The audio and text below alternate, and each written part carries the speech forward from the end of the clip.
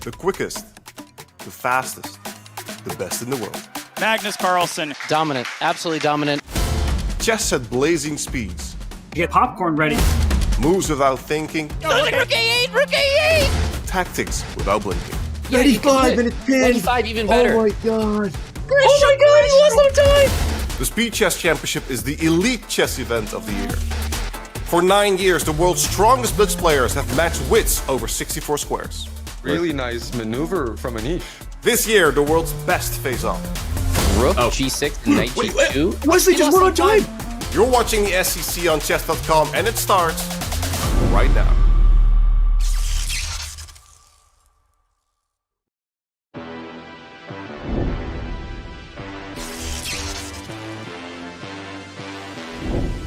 Let's go. We are here in London. Two icons stand very tall. The Big Ben there on the screen, of course, and we also have the Tower Bridge. The Big Ben has been the city's timekeeper for over 160 years, and the Tower Bridge remains one of the most famous river crossings in the world. Simple, historic, and unmistakably London. That's where the finals is going to be held there, guys, of course. For the Speed Chess Championship. This is the Speed Chess Championship. I am James Canty III here, and I'm joined by the one and only, my twin brother, Grandmaster David Howe. How are you, brother? I'm good. It's great to be here. I can't wait for this. Of course, it's going to be fun hanging out with you, James, but also the chess in store. It's going to be fast, it's going to be fun, and it all ends in London, one of my favorite places in the world. So I can't complain. I'm very happy. Absolutely. We can't complain here. I can't complain either. Chat, how are you doing? Good to see all of you guys. Are you excited today for the Speed Chess Championship? We have a big match, and of course, we have to talk about brackets too as well. You've been doing World Cup, huh, David? How's that been going? Yeah, the World Cup's been a lot of fun, and we've seen a lot of upsets, a lot of the top seeds dropping out, but that hasn't been the case in the Speed Chess Championship so far. We saw Magnus Carlsen make his way to London, moving on to the semi-finals. Today we're going to find out whether it's Hikaru or Wesley So. And yeah, it's going to be a fun match, James. What are you expecting? Who do you think is going to make it there to the London finals? Yeah, of course. We definitely have to have Magnus as a favorite there always. He's always a favorite there. Then you got the bottom there. If you've seen the bottom left of the bracket, there's still Denis Lazovic and Hans Niemann to face off. We also have Ali Reza and Jan Nepomniachtchi. Chat, can you actually put in, who do you think is going to make it to the final there that will be in London? Super excited for that one. What about you, David? What do you think? Oh yeah, I've learned not to kind of bet against any of these top players anymore. Denis Lazovic's full of surprises. Hans Niemann always there to entertain. Firouzja Nepomniachtchi, that's going to be super close. And today I think we'll see Hikaru probably be the favorite, but who knows? These two have a real history against each other. They know each other so well, friends, but rivals. And of course, this is a heavyweight matchup, guys. We've seen this matchup time and time again. You have Hikaru Nakamura versus Wesley So. Of course, half man, half everything else on the left-hand side with Hikaru, and then Flexly So, a.k.a. Wesley So Solid, as he's a very, very solid player here. You can put your predictions in chat, but this is a very, very legendary matchup, as you would think here, right, David? They've played so many times. Exactly. They've been kind of fighting it out at the top of American chess and US championships for ages, and speed tournaments, they're so close. I think Wesley probably prefers rapid chess. He's been one of the top rapid players for years. Hikaru definitely prefers the blitz. So now at faster time controls, it's going to be fun to see who adapts. The 3+1, the 1+1 is going to get faster as we go along, but we do start with 5, James, and I think Wesley needs to start strong. Yeah, that's a 5+1. Of course, we will get into predictions later. With that being said, Hikaru knows what he has to do. Hikaru is obviously a favorite in the faster time controls here, but Wesley is no slouch, of course, as we do know. As we say, of course, Wesley's so solid because even when you try to break him, it is very hard to do that. Now, Hikaru excited about the live finals. What do you think about that, David? Do you think Hikaru's excited? Are you excited for the final? I really, really am, and I think Hikaru should be. He's not played in the World Cup. He's safely in the candidates now. He can pretty much relax and fully focus on this, right? Relax and breathe a little bit. Now, before we actually get into our pre-match, guys, predictions, and we had a chance to actually sit down with Hikaru, who shared his thoughts about the live final. Let's take a look at that. That's an interesting question. I think my answer to this question is not going to be an answer that fans are going to like.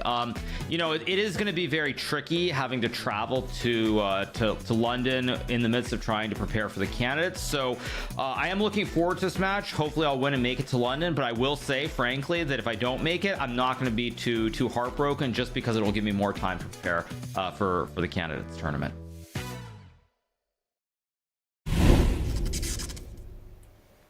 Okay, what do you think about that, David? He's trying to actually prepare, the candidates. It's like a little bit tricky here, but okay. But I mean, y'all get it done, and it's what we do, chat. It's what we do, chat. Yeah, I mean, Hikaru, give him more chess and he'll eat it up. He'll happily play more, right? So I actually think he'll be great prep for the candidates, fighting it out against the likes of Magnus. And yeah, let's hope he kind of gives everything here. I think he'll still play to win. It's hard to imagine Hikaru not caring. Even if he denies the importance of the SCC, he loves this event.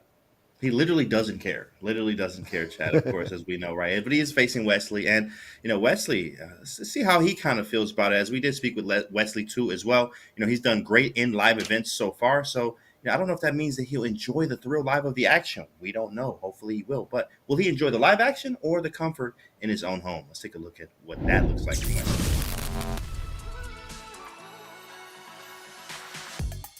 Traveling and playing live is always preferable than playing at home. It's just a better feeling. Also, it's rated and it feels much more serious than just sitting at home. I had a good experience in Las Vegas. It was very nice. Also in Oslo last year. It was wonderful. So it's always something to look forward to. Playing at home is fun and nice, but you can't see your opponent. Also, you're not 100% sure what he's doing.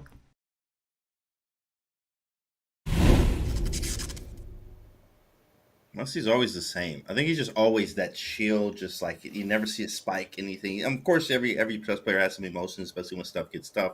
But at the same time, I mean, I just love to hear Wesley talk and be very cool and calm about the situation. He doesn't seem like he's under pressure or stressful because you're playing Hikaru Nakamura. What do you think about that, Dave?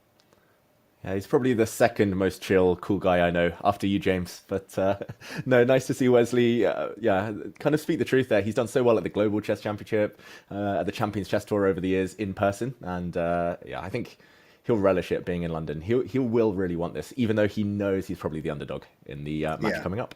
And he's played these players so many times. I mean, we've had so many events, so many times to play over the board online. I mean, at some point, you were probably a little jittery, but it's just another day in the office for these boys here, these professionals. So, all right, guys, it's match prediction time. Chat, put it in chat. Put your house on it. We don't recommend you do that on Chess.com here. That you're on your own on that one. But there is a pre-match prediction. Let's take a look at those stats. Here we go. All right, so first, as you see up there, David, it's 5-3s, and then 5.5 there. I mean, is that closer? I mean, how do you feel about this prediction here? That's really close in those segments. Yeah, it is close. A couple of games here or there could swing it. A blunder or two, or someone maybe mouse slipping. Something happening on the clock. That is the narrow margins that could separate these two.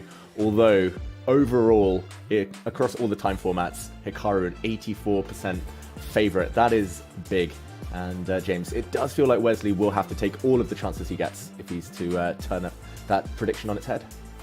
All right, well, here's where we bring in Polymarket. Hikaru here has an 84% chance to win the match. That is crazy. Polymarket places chances of winning the SCC at 19%. And David, I'm 100% sure that we're going to have an incredible match today. What do you think? Yeah, I think that's the one guarantee. The odds can kind of point us in the right direction, but 100% guarantee we're going to have a fiery match. I think it's going to be a very close one. Just depends on the start. If Hikaru gets off to a 2 or 3 game lead, it might start becoming more and more difficult for Wesley as he begins to take risks. I think the first few games are going to be so important. And yeah, James, these two know each other's openings so well. They studied together. They've been friends. How do you think Wesley's going to kind of change his approach in order to take down one of the big dogs? Yeah, one thing I remember Wesley in his younger days, he was just a very aggressive player, of course, as you kind of need to be. Lots of times it's kind of the easier, the fun route to go. And then he became Wesley so solid, as we like to say today, Queen's Gambit Decline. I was talking to him in the elevator. I'm like, what's your favorite opening? He's like, Queen's Gambit Decline. And I'm like, wow, okay, nice. He loves Queen's Gambit Decline, E5s, like it doesn't matter, you know. So really solid. I think he just needs to stick to what he generally does, is playing very solid chess here. And Hikaru here is going to try to maybe look for those chances to play fast, also put him under some pressure, and maybe win due to some opening choices, because we know Hikaru is the one that loves to deviate from some big opening theory. He wants to get a game generally. I know we say knight f3 b3. He scores 60% plus with 2,800 competition online, 60% plus with the knight f3 b3. Hikaru does, so I think we'll see a lot of that. But who knows? Whatever Hikaru wants to play, he'll play, and Wesley will respond. Yeah, it does feel like Hikaru is maybe more happy to freestyle, kind of play a wide variety of openings. Wesley maybe a bit more predictable. So whoever's done their prep probably will be winning the opening battle in the early stages. But maybe this is a good time to play Hikaru with half of an eye on a candidate spot. Hikaru, he's been kind of hiding some of his best openings, I would say, ahead of next year in the candidates. So maybe this is a chance for Wesley as... okay, you predict the first move right, James. Knight f3 on move 1. c5, the reply, we're off. Let's see what he plays next. He's thinking. Wow, e3. Okay, so b3 is coming next. Very close. I was a move off here. Move off, guys. Yeah. Oh, now you're predicting it now. Is this the move? It's kind of, he's thinking too. Like he can play d4, c4, bishop e2, b3. Like, you know, I think he wants to play b3 so bad, but he's like, I don't really want to play it now. But should I play it? Should I not? b3. Shout out to the Diego in chat though with the 5 subs. Thanks for that. Yeah, great prediction. b3 on the board.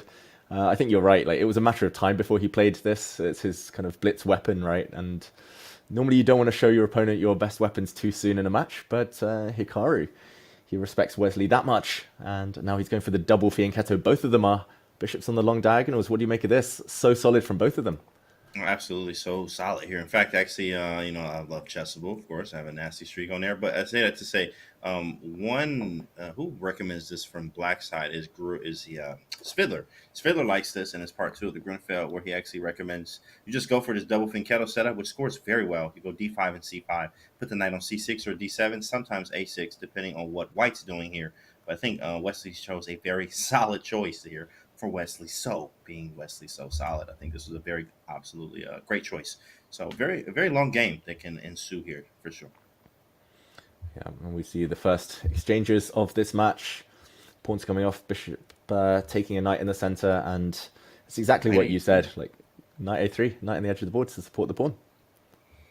Nice. Rook c1 ideas, and knight b5 too as well. I mean, you could go e5. I guess you'll have not sort of a hanging pawn structure here, but we do kick the bishop back. But is that necessary? e5, maybe bishop b2, and then, I don't know, rook c8 instead. Mm-hmm. What are your predictions here? Do you think we'll see c4, maybe a capture in the near future, and loads of pieces coming off the board? Is that what we're going to see in this middle game coming up? Yeah, he's building up with rook to c1 here. Then he wants to push c4 and try to beat him sort of in-game-ish, I assume. Rook d8, everything is very solid, as we see Wesley solid. I see it in chat there. What's up, boys? I see you in chat. Hello. What's up, chat? I see you guys. Everything's developed. Very easy game, I think, for both players here. Really just going to be about this middle game. What kind of trades are going to happen? Wesley was shaking his head. Why is Wesley shaking his head, David? Nothing happened, David. Yeah, he's been playing at 98% accuracy. It's not good enough. That's why. I don't know. I mean, he wants 99. 99.9. Nothing less is acceptable. He's already shaking his head here. He's in his own head, guys. In his own head. What's up, Rock and Bell? To see him. Yeah, c4 did happen here. Massive trades can happen, especially after DC. There's bishop b7, queen b7. Yeah, massive trades. Yeah, this just looks dead equal to my eyes. The black queen will now just jump out the way. Yeah, as soon as these bishops get traded off, like, it's hard to imagine either side being better. Like, rooks are going to come off the board. Probably the black knight moves out the way at some point, and the other bishops come off the board. It definitely feels like a bit of a cagey one. Hikaru making the type of face we've all made, at least internally. We know it's equal, but okay, he's going to play on. He pushes his pawn to e4. That's a very ambitious move. I like this move. e5 is a threat, huh? e5 takes, you take on f6. Very strong. Very strong. You also have e6 type of ideas. That was a really good move. E4 is really annoying. What if I go e5 then? He plays rook d8, so he's not afraid of e5 at all, he's saying. Very, very interesting. Like e5 is the critical move. If it works, it's very good. But if it doesn't work, then maybe white's overextended. And Wesley keeps throwing us off. He keeps shaking his head. I don't understand that. He's been playing very sensible moves. Hikaru's Maybe he's tempted. trying to psych out, Hikaru, because they're in a Zoom call together, I'm assuming. So, he's like shaking his head, like, "Oh, I'm making bad moves. Please, you have to try to find the move when he's really, playing with him." I don't believe he'd do that though. Nice c4 though. He didn't go with e5. Just trying to prepare the position. The knight on a3 was pretty bad, so he wants to make it a better piece. Makes sense. Yeah, makes a lot of sense. And now black has probably a few moves. Like one typical move would be to put the queen in the corner just to sit on the long diagonal, stop white playing e5. Maybe the black knight could jump if that's more of a Wesley move maybe. Just if he wants to keep things safe, trade off the dark squared bishops. He could also pin the white knight. Lots and lots of choice. Nice to see Wesley not spending too much time, but he's got to make sure he doesn't drop too low, I would say, James, in this match. If he kind of continuously finds himself on the brink of being flagged, then I think that pressure might build up and be the difference. That is one thing that we have to always remember. Hikaru is absolutely so fast, like it's incredibly fast. And wait a second, bishop a6, e5 really feels good now because the bishop off the diagonal, we open the bishop up. E6 could be a possibility at some point too. Obviously, we have to watch out for the d4 bishop hanging in some lines there, lots of lines. But e5 is a very, very tempting move to play. You wouldn't even hesitate, right? I know your style. You would play that in half a second. I have to play it here, David. It's just you move first, think later, right? But then the knight moves to e8, and there it is. It's on the board. But knight e8 is really strong, so e6 still doesn't work yet. So the question is, what do we do? I mean, e6 anyway. Take. I mean, maybe it's scary, but no, it's just you're playing Wesley, so solid. Gotta be careful. Oh, e6 now. Maybe f6 afterwards. Yeah, but interesting. This looks so tempting. Hikaru's frowning. He's going to play it, right? Yeah, surely. This is inaccurate, Chad. It's inaccurate. This is an inaccuracy, Chad. It's an accuracy. E6. Oof. It's suddenly really loose for black. Like, taking will drag the black king out. This knight is hanging in the air in lots of lines. I mean, your f6 is probably one of the best moves, but that black bishop is not going to be loving life after that move. Oof. This is going wrong for Wesley. Yeah, what do you think? After f6, I mean, do we just kind of back up the bishop on b2? Like, what is our next plan after that? Gotta hit the knight and then I guess try to play this in game, but we have to be careful because c6 could be a weakness. I wouldn't be shocked if Hikaru goes like just h4, h5 and starts just keeping the tension, trying to open up the black king. Wesley... Jay, thanks for the 5. We see you in chat there. Chat with the love. Yeah, I want to know chat's predictions. Who are they supporting? Who do they think will win and make it through to London? Such a big match. So much money on the line as well as honor, pride. We all know we got a lot of Hikaru fans in chat. Who's not a Hikaru fan, right? At the same time, who is a Wesley fan? That's what I'm looking for. Where are the Flexley So fans? Well, big Flexley here. Who is a Wesley So fan? Let's see you in chat if you're there. And maybe Wesley's calculating like bishop takes bishop and moving his king after a check. And okay, he doesn't play it. I was going to say knight c3. Look at the maybe bar. some forks. And he goes, okay, this is the same idea we looked at. Why is this so bad? Like, I knew it. You see this line, but like, why is it so bad? I mean, this is incredible. Oh, Ricky 7, yeah. Wow. It's like so bad. Blue arrow confirms it. Rook d7, the only move to get the advantage for Hikaru. But I think that's a pretty obvious one, James. He's going to find it. And there it is. It's on the board here. No head shake from Wesley there. Yeah, this is an ugly move there. The piece is right inside of the territory there. Maybe Rook d7. Let's say we avoid a trade. Bishop a3 could be annoying. Oh, that's a good spot. The e7 pawn is very tender. Oh, he's walked into it. Your move, bishop a3, looks so scary. Maybe even rook takes e7 and then bishop a3. What about that one? Ooh, really nasty. Really nasty moves here. Yeah. Let's see what he goes for. Hikaru is understanding something's wrong here. Also, Wesley down on time. Rook takes e7 is gross, boys. Oh my goodness. Brilliant move. On the board, David, it's there. He sacrifices the rook. Rook takes e7. Oof. B5 there, and of course bishop A3 and bishop C6 was the idea, guys. If you were missing, bishop A3 check, king E8, bishop to C6, vicious, very vicious. Yeah. Wow, incredible. Maybe we just very quickly show that as Hikaru ponders what to do next. If his rook sacrifice had been captured, king takes e7, that would have been a nasty check. And just to show here, the checkmate. Bishop into c6, this closes the door, and rook to d7, the only way to keep things going, but not for long. This would have been the end. So we go back as he's pondering what to do next, how to finish it off. B5 happened. Now Hikaru trying the absolute best move here. Is there a, I always like the crazy moves. 95 is a very fun move. Pawn takes, queen check takes, check, king d6. I think he runs away, but it's fun, obviously. But what is the best? You can just do the easy move, rook f7, and then move the knight. Yeah, I would go the easy route. Route here. He's done the hard work. He's won a pawn. Knight a5 maybe immediately, just to come in with some forks. Looks very, very strong. But Hikaru's burning his time, burning the clock, and he plays rook d7, threatening a fork. Oh, very nice. Yeah, e7 threat. And if takes, which is on the board, takes bishop a3. He calculated this in advance. King to g8 is all being played out. Queen e7 with the queen idea on d8. Lean back. It's going to be a resi. Hikaru is going to take the lead. Wesley, look at that accuracy. It drops so much. It was up at nearly 100% just 6-7 moves ago, but result confirmed. Hikaru wins the first game of the match. Yeah, it was hard. This knight f3, b3 idea here that Hikaru plays so well, it's just annoying to face because it's not like you exploit it. You can't play super aggressive against it, and white controls the game, it feels. So he's going to have to bring something else here, but we have a Nimzo here. Very nice. Let's see how this goes. Nimzo Indian, is that an opening in your repertoire, James? This one looking one of the most solid variations out there. Yeah, sometimes I'll play it.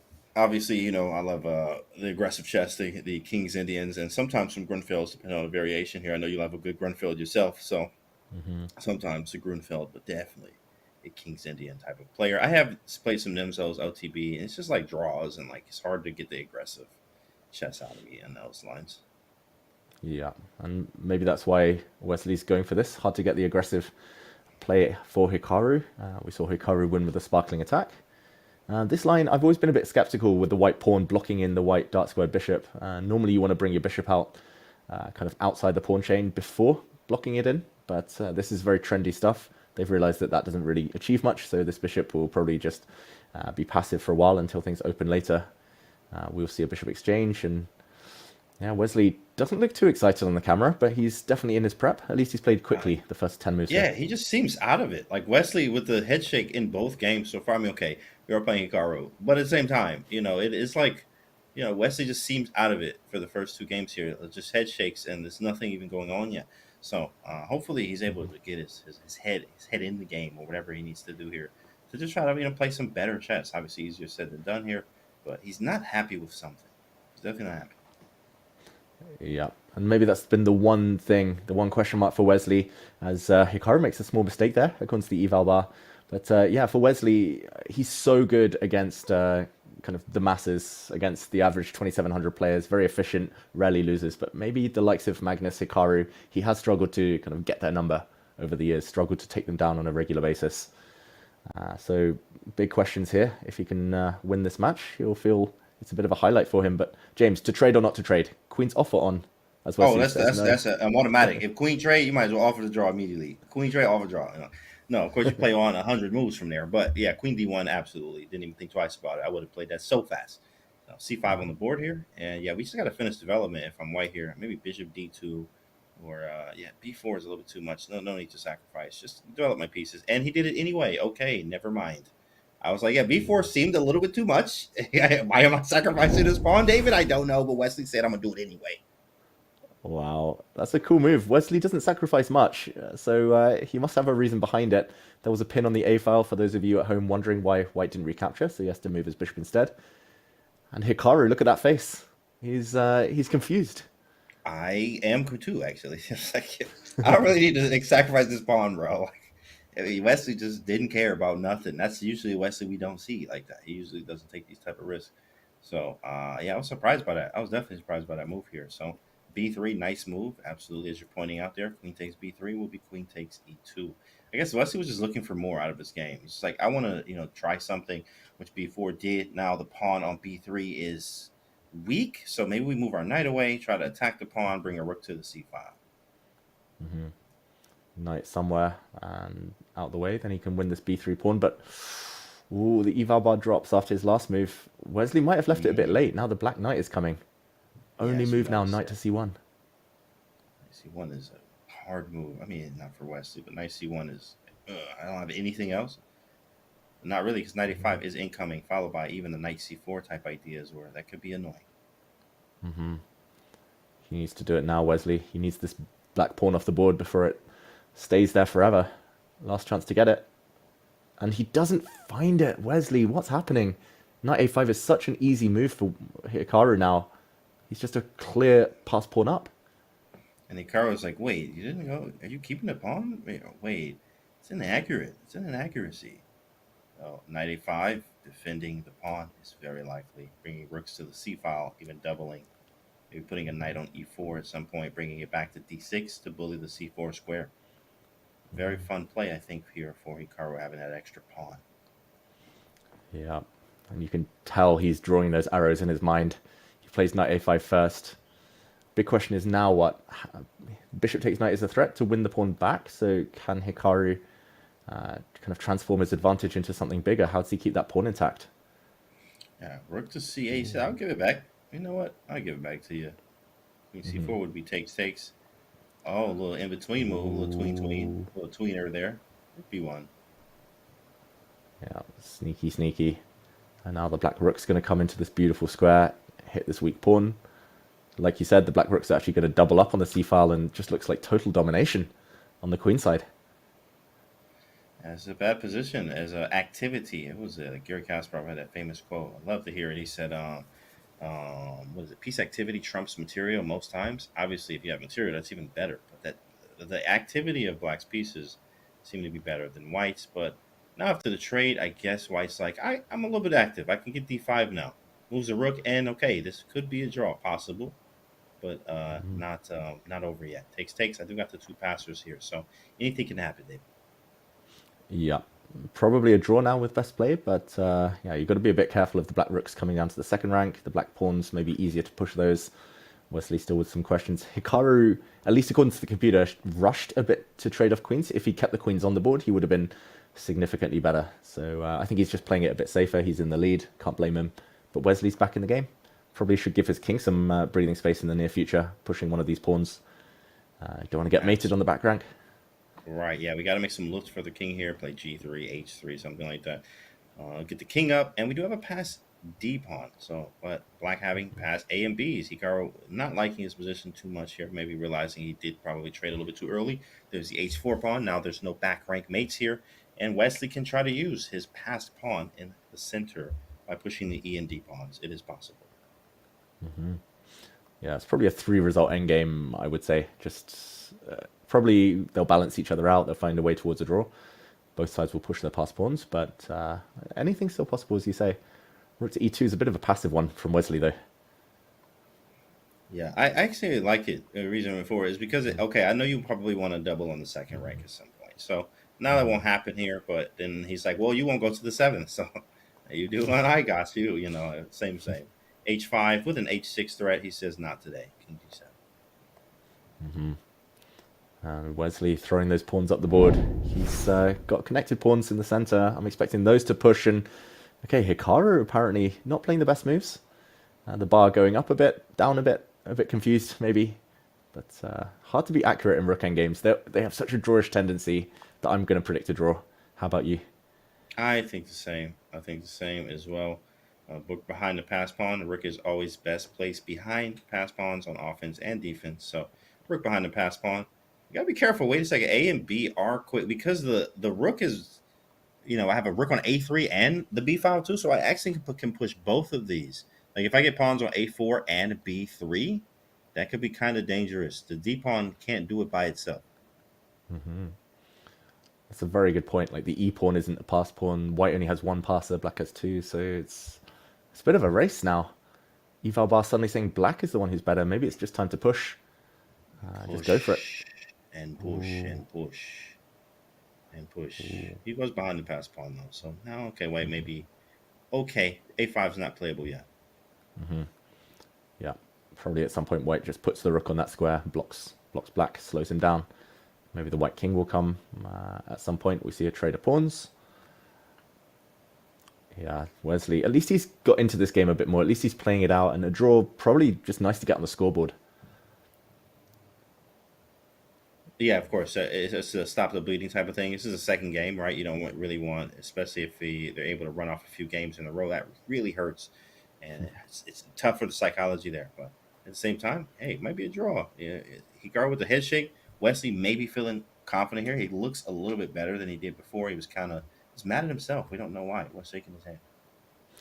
Yeah, Hikaru and Wesley both shaking their heads. This is a real kind of shake off here. I think for Hikaru, it's because he played rook to d3 and then he went back to a3. So he basically lost 2 tempi.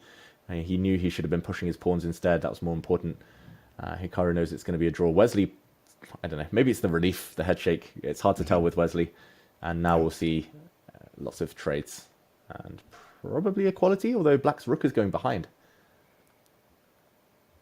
Or not. Draw here?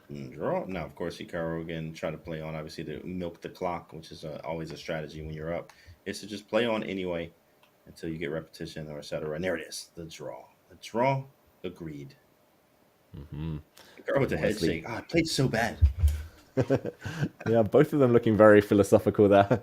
At least Wesley's on the scoreboard. Like he's not really applied much pressure there with white, but at least he survived a bit of a scare. And we're to the Sicilian defense already. Wesley, normally he's an e45 player. This is a nice choice from him. I'm always happy to see this Sicil for the kill, James. Absolutely. C3 Sicilian for the kill, as we love over here. David Howell actually is a C3 Sicilian vicious player himself as well, guys, if you didn't know. C3 Sicilian, very fun. Now, this was sort of a Kopek system here with the bishop going to D3, going back to C2. Very easy way to play from white's standpoint. Avoids a lot of theory, too, as well. Wesley, I'm known to be more of a Night Earth player or just a Sicilian player, too. He's played a bunch of them. But it's good to see a Sicilian from Wesley just going for more. Really trying to play a little bit out of his style here, at least in this third game here, to try to really get on the scoreboard with a win he would like, because Sicilians generally are known to be more combative games. And of course, we will get something here with both of these players, maybe even a castle queen side from Hikaru. Yeah, it's very possible. Both sides potentially might castle queen side. Neither side kind of wanting to commit their kings yet, playing a bit of a guessing game. Ooh, Hikaru might be ready. I wouldn't be shocked if Wesley does something similar, moves his queen. But probably at some point he will have to decide where to castle. Like you said, okay, the king does go kingside. Like you said, it's nice to see the Sicilian. Wesley, I'm just so used to him playing the Berlin, trying to make a draw. Like it's nice to show the opponent that he's feeling brave here, courageous. But okay, trade of knights. That's a bit of an odd move, knight h5. It definitely is. It forces a trade here. Takes, and the bishop is kind of vicious on that diagonal. But okay, g4, I kick him back. Bishop g6. We have a game, rook a to d maybe, and d4, possible type of ideas. I don't want him to damage my structure, so maybe I do just take on, or do I let him take on g3? No, I think I'll just take and play g4. Very simple, very easy. I do have a weakness kingside, but I like to keep initiative in my favor. At least speed. Hikaru, wow, he goes for the other option. Computer doesn't approve that wreck of the pawn structure, but it does open the f-file, so maybe some attacking chances there. Safe haven for the white king on h2. Yeah, he wants to imbalance here, which is nice to play for. Imbalance, meaning something is different in the position. It is not the same. It is not symmetrical. So now we have to think about what is the plan for Hikaru here. Queen b6, that is a strong move. c4 could be breaking up the position. b2 is hanging. He said, I don't care about any of that. c4, d4 is the response. But it's kind of hanging in the air for a move or two. c4 ideas. I wonder whether black should just be taking on e4, giving white an isolated pawn, and then just putting something on the open file, on the d file, and saying, okay, life is good. He could also maybe play queen to a6, some pressure along the diagonal. Lots of choice here for Wesley. So yeah, queen e6. Super annoying, actually. He plays it. There it is. That's an annoying move. Because I will take this pawn on a2. Like, I'll take it. I'll take the little gumdrop there on a2. And threatened pawn takes pawn. So you have to do something now. Is knight h4? No, he just takes and then takes. So 95 doesn't work either. 8-3. Ugh. He's forcing him to do something very good from Wesley, making him do something. ED5. Yeah, probably this move. It's one of these two, right? E takes d5 or e5. You've got to commit something, but e5 does hang this pawn, and it's just a big question whether that's a freebie. Ooh, I don't think Hikaru's seen this move in advance. He's just trying to figure out how to limit the damage, but probably the safest is to take on. Ooh, I was going to say take on d5. Brave I'm gonna Hikaru go for Nakamura. it.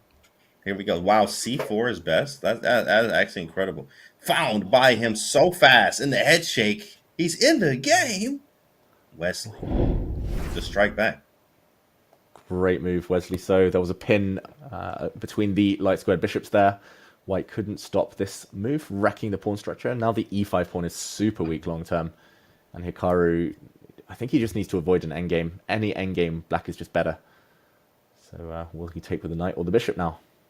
That is a great question. Do we take the knight or the bishop? Knight takes. There's takes on e5, which is really crazy. How does that even work? But it does. Yeah, there's like takes on e5. So he takes with the bishop. Takes. You But what still about... can take on e5. Yeah, That's a central pawn. winning a pawn. He does it, There it Wesley. is. He goes for it. Wow. Wow. Wesley just up a pawn and a better structure. This is not good. Yeah, 99.5% accuracy for Wesley So right now. Whoa. Well deserved. Very impressive game so far. He needs He to win also this game, looks James. different. Yeah, he needs to win his game. He looks better. Like for the first two games, there was a lot of head shakes.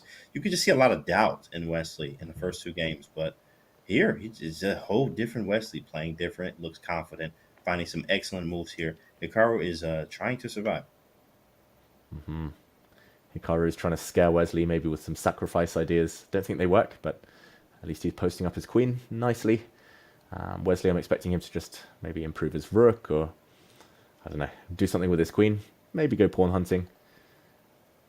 Wesley, he tends to go, I was going to say, he tends to go a bit more passive when he's already got an advantage. He likes his endgame, so I wouldn't have been shocked if he offered the queen trade, and he did that. But now a bit of hard work, since black's pawn structure isn't ideal either.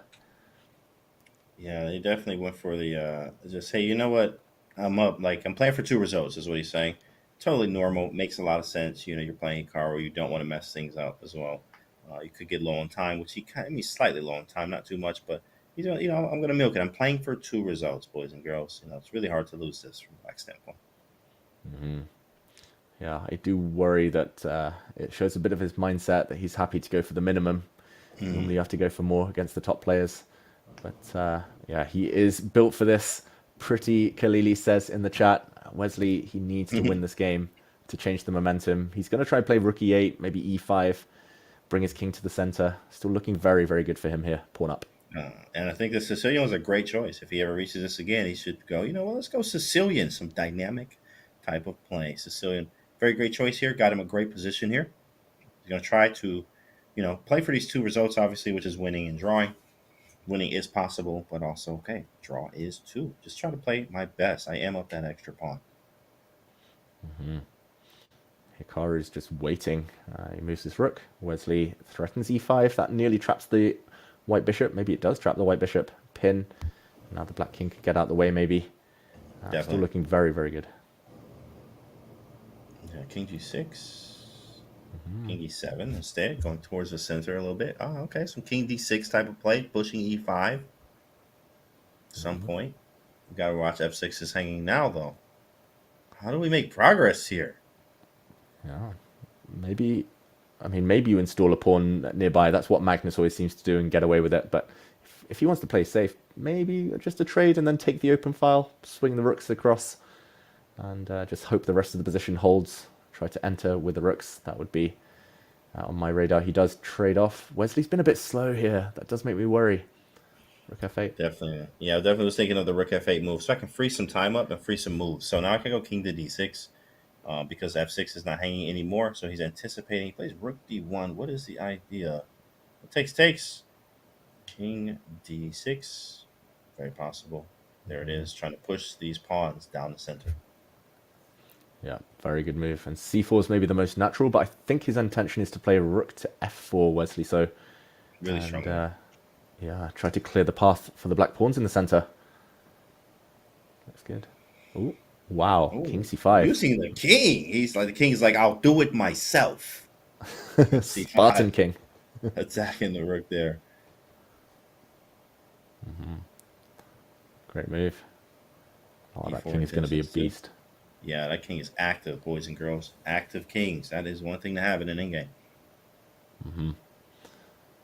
Takes back with the rook. That is surprising. Like, I thought that pawn would become very strong. Now it's a bit weak. Why is Wesley trying to exchange all these pieces? It feels like he's really rushing to trade. And, okay, still much better, but that black pawn would have been so strong. Take on d5, go d4.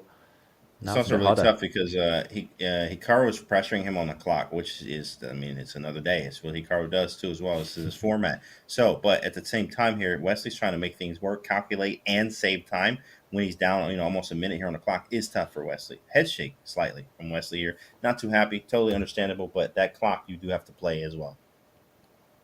Yeah, and big moment for Hikaru. He's going to give a check, and he's going to try and trade off rooks and win a pawn. And Wesley has to go forward now. Only way to get the He advantage. finds it. Oh, King D4. That's a sick move, bro. Because now if you double the pawns, or double the rooks, there's E5. I believe, which is really strong there. King is super active. What a move. Wesley finds it. Oh my goodness. Rook takes with check and King D2, and apparently that's just a winning in game. Incredible. Wow, and he went with the wrong rook, Hikaru. He could have given a check on c3 with his rook and then traded off. Oh, Wesley's repeating the position. He didn't play e5. Wow. And now, 24 seconds. if oh yeah, Hikaru checks with this rook, he can win the e6 pawn, and I don't know whether he's holding that, but there we go. Wesley's forced to retreat, and does he bail out with a draw? Does he play for more? What do you think, Wesley? So now, We said King A5, and we live. I got some time here. I got that extra 1 second on the clock. We're gonna try to make it work here, boys and girls. Who you got, chat? Is Wesley for the dub or is it a draw? doubles up rooks, threatening a check. If he can trade off one set of rooks, he's still a pawn up. Wesley, so his king is nearer. Ooh, rook d5. Same idea. Still looking good. At least the clocks are getting nearer, right? Like it feels like he's got chances now. That is true. In fact, the clock's getting closer. There is a 1 second increment, so it's not hard to flag, but you do get extra time, and it does matter here. King goes up to f2. It is not winning anymore. Now it is, but for Hikaru. Okay, he's supposed to win. What do you think, David? What's the result? Draw or no? I think he's got it. I think he's found the right plan. Like the black rook is just gonna. Well, it can take a pawn now on g4, but the black rook is going to find a square where it defends its pawns. It goes back. Oh, man. I would have played the same thing, but the advantage disappears. And Chat, G5. what's going on, chat? Talk to us, chat. Talk to us. Who wins? Wow. Now it should be a draw. Hikaru found all the right moves, and now the black pawn is just too far back. White's king and pawn are too strong. This is going to be an easy draw now. Easy versus draw. king. There it is. Hikaru got out of jail, got out of a really sticky situation there, and holds the draw. 2-1 on the scoreboard. Yeah, 2-1 there. But Wesley has to feel good about that game, even though he drew the game. Okay, he was winning, but he found, okay, I didn't lose the game, right? He's feeling good. 2 back-to-back draws there. I know Wesley's not feeling bad at all, especially with a score here, 2-1. And yeah, we'll see what happens here. I think the predictions were like 5-3 Hikaru's way every time or something like that. So, so far, I think he's breaking it right now. It's 2-1. Yeah, still possible. The predictions are spot on. Hikaru looking up before challenging the center. Back to the Nimzo Indian. Wesley now has a big decision. Does he bring his knight out to f3, e2? Those are the 2 main lines. You can play a3 if you want to be very ambitious. Allow a doubling of the pawns. He plays one of the most classical moves. Hikaru's had this so many times over the board. Full tension in the center. I just have a feeling Wesley needs to win in one of the next couple of games. At least strike at some point in the 5+1, because Hikaru is going to be a bigger favorite the more the clocks drop down. That is true, and I think even that psychology part that happens. And when you get that win, you're like, oh, you feel great. Even if you were like losing a few games in a row, even if you're drawing, whoever you get that win, man, it really can change the trajectory of things. Makes you feel very good and more confident in yourself, which is huge. So Wesley is looking for that, as he's been able to one loss, two draws. So still in the game here. Lots of chess left. 41 minutes on the clock. It's 5+1. Still got time. But as you mentioned, as time gets lower in its segments, it's going to be hard for him, especially in that 1+1 format where Hikaru was absolutely a ridiculous beast in that bullet format. And okay, we see an exchange bishop for knight. Hikaru's trying to play on the light squares now. Having parted with his dark squared bishop, he's going to fianchetto. Next move, white has these kind of awkward, kind of almost hanging pawns, but the c3 pawn a bit backward. I think Hikaru's going to like this type of position. Yeah, I think and what's funny? I actually like it from White's standpoint. It feels like a C3 Sicilian. Somehow we reached the C3 Sicilian type. It's positioned similar to this, where like we had we let him take on C3 at some point. Knight takes C3, but the knight's still on F6, so it makes a little bit of a difference. But we do have that aim over there with the bishops to the king side. So very fun, but you are playing Hikaru. It's hard to just attack him and get a vicious attack, especially with the bishop coming to B7. Able to cut off some squares. G6 or H6 could limit our chances too as well. So we'll see what happens. A4 from Wesley. And he's probably aiming to meet, say, capture on this square by shifting his rook up, just defend the rook, gain a tempo on the black queen, and then he'll take the pawn back. So Hikaru is weighing up whether that's a good exchange for him, whether to take the pawn or not. This is like a towel. He say, I'm not taking that. It's like a towel game with the early rook A3, the rook lift on the third rank there. It's beautiful. And too scared, Hikaru, understandably, and the white rook could have been good on the third rank, but instead he fianchettos his bishop. Wesley probably will defend c3 at some point. Maybe bishop d2, although it's a bit slow. We need your attacking instincts, James, to get something going against the black king. It's really hard. It's really hard here. Like, I mean, I want to go knight e5, bishop g5, and rook, e1 to e3, but it's too many moves. Like, it's just too many moves. Like, knight e5 could be answered with knight d7, and trades would obviously favor black. So I don't want to trade. I want knight g5, but then I get hit with h6. So kind of annoyed. Like, how do I do this? So he goes bishop d2, the slow route. But then black gets developed. It's hard to do it. If I can get rook e1 and rook e3, I'm feeling a little bit better. Slide to the right. Slide up that rook and get some attack going. Exactly. Yeah. Rook e1 and knight e5. And, like, it's hard. It's definitely difficult, especially when black develops all his pieces. Like, and what else can you hope for? You got to try your best, obviously. Maybe rook e1, knight e5, and then if he takes, you take with the rook. You're just trying to swing pieces to that side of the board. Makes a lot of sense. In the meantime, Hikaru is thinking it's the pressure on b5 that he's unsure about. Like, if black ever takes on a4, then white gets kind of chance to mobilize in the center. Otherwise, b5 becomes an isolated pawn. Not easy for Hikaru to defend b5 right now. Maybe he's looking at moves like bishop to e4. I don't know. Maybe he's going to gambit a pawn. Probably he'll just take on a4 and get his knight out. That's more of a Hikaru move. No nonsense, no fireworks. Maybe he's looking at this move, this type of idea, James. Knight g4 is often an idea to try and take on f3 and go for mate, but it doesn't quite work. That is kind of annoying, yeah. And knight g4 hits with some type of Greek gift. Bishop h7. Very nice idea. Yep. And he just develops his knight knight. g7. Exactly, he's on the board. So now what? I mean, rook e1 was the same idea here. So rook e1, then knight e5. Yeah. And it's hard to get that mate off. Like, I mean, this is an attacking type of position, but Hikaru is a great defender. We know this. So, knight e5 is really strong, obviously. Rook takes e5, maybe even take with the pawn. Knight takes. Can you do a double bishop sacrifice? Not double bishop, but bishop h7, queen h5, rook e3, or rook e4 if knight d5 after knight e5, right? So knight e5, knight takes, pawn takes, knight d5, bishop h7, king takes, queen h5, king g8, rook e4. It's a lot, but I think he gets away with maybe f6. He can run away. Yeah. I don't think those are working yet, but it's definitely in the air, right? I 100% agree that he's looking at those types of things, Wesley. He's just getting into position first. Applying some pressure here. Black's probably going to slide the queen and defend that. And then maybe your type of idea is knight e5. And okay, rook trade first from Hikaru. Yeah, and there's no Greek gift. Yeah, shutting things down. It's hard. It's hard. These positions are very fun, but I mean, if you're not playing, Super GM, like, okay, these positions are fun, but when you are, it's like not fun anymore. So, Yeah, it's kind of the situation here. You also trade a pair of rooks. Like, it's not fun. Yeah, and just for everyone at home, taking on b5 will lead to a bunch of exchanges. I don't think it wins a pawn for white, because after capture, the black knight will take on c3 and the tactics work out totally fine for Hikaru. I don't think he's worse there. I don't think he's better, but maybe Wesley will do that if he wants to bail out, if he wants to keep some tension. I was going to say like h4 or rook b1, but h3 the choice. Yeah, I like it. He also keeps this A file. He's like, okay, if I can't get this attack, well, then at least I have this A file. So if you get some trades off, maybe I could do something. But rook b8 from Hikaru, keeping up the pace too as well. It looks like Wesley up time though. One of the rare times he's up time. That's a good sign.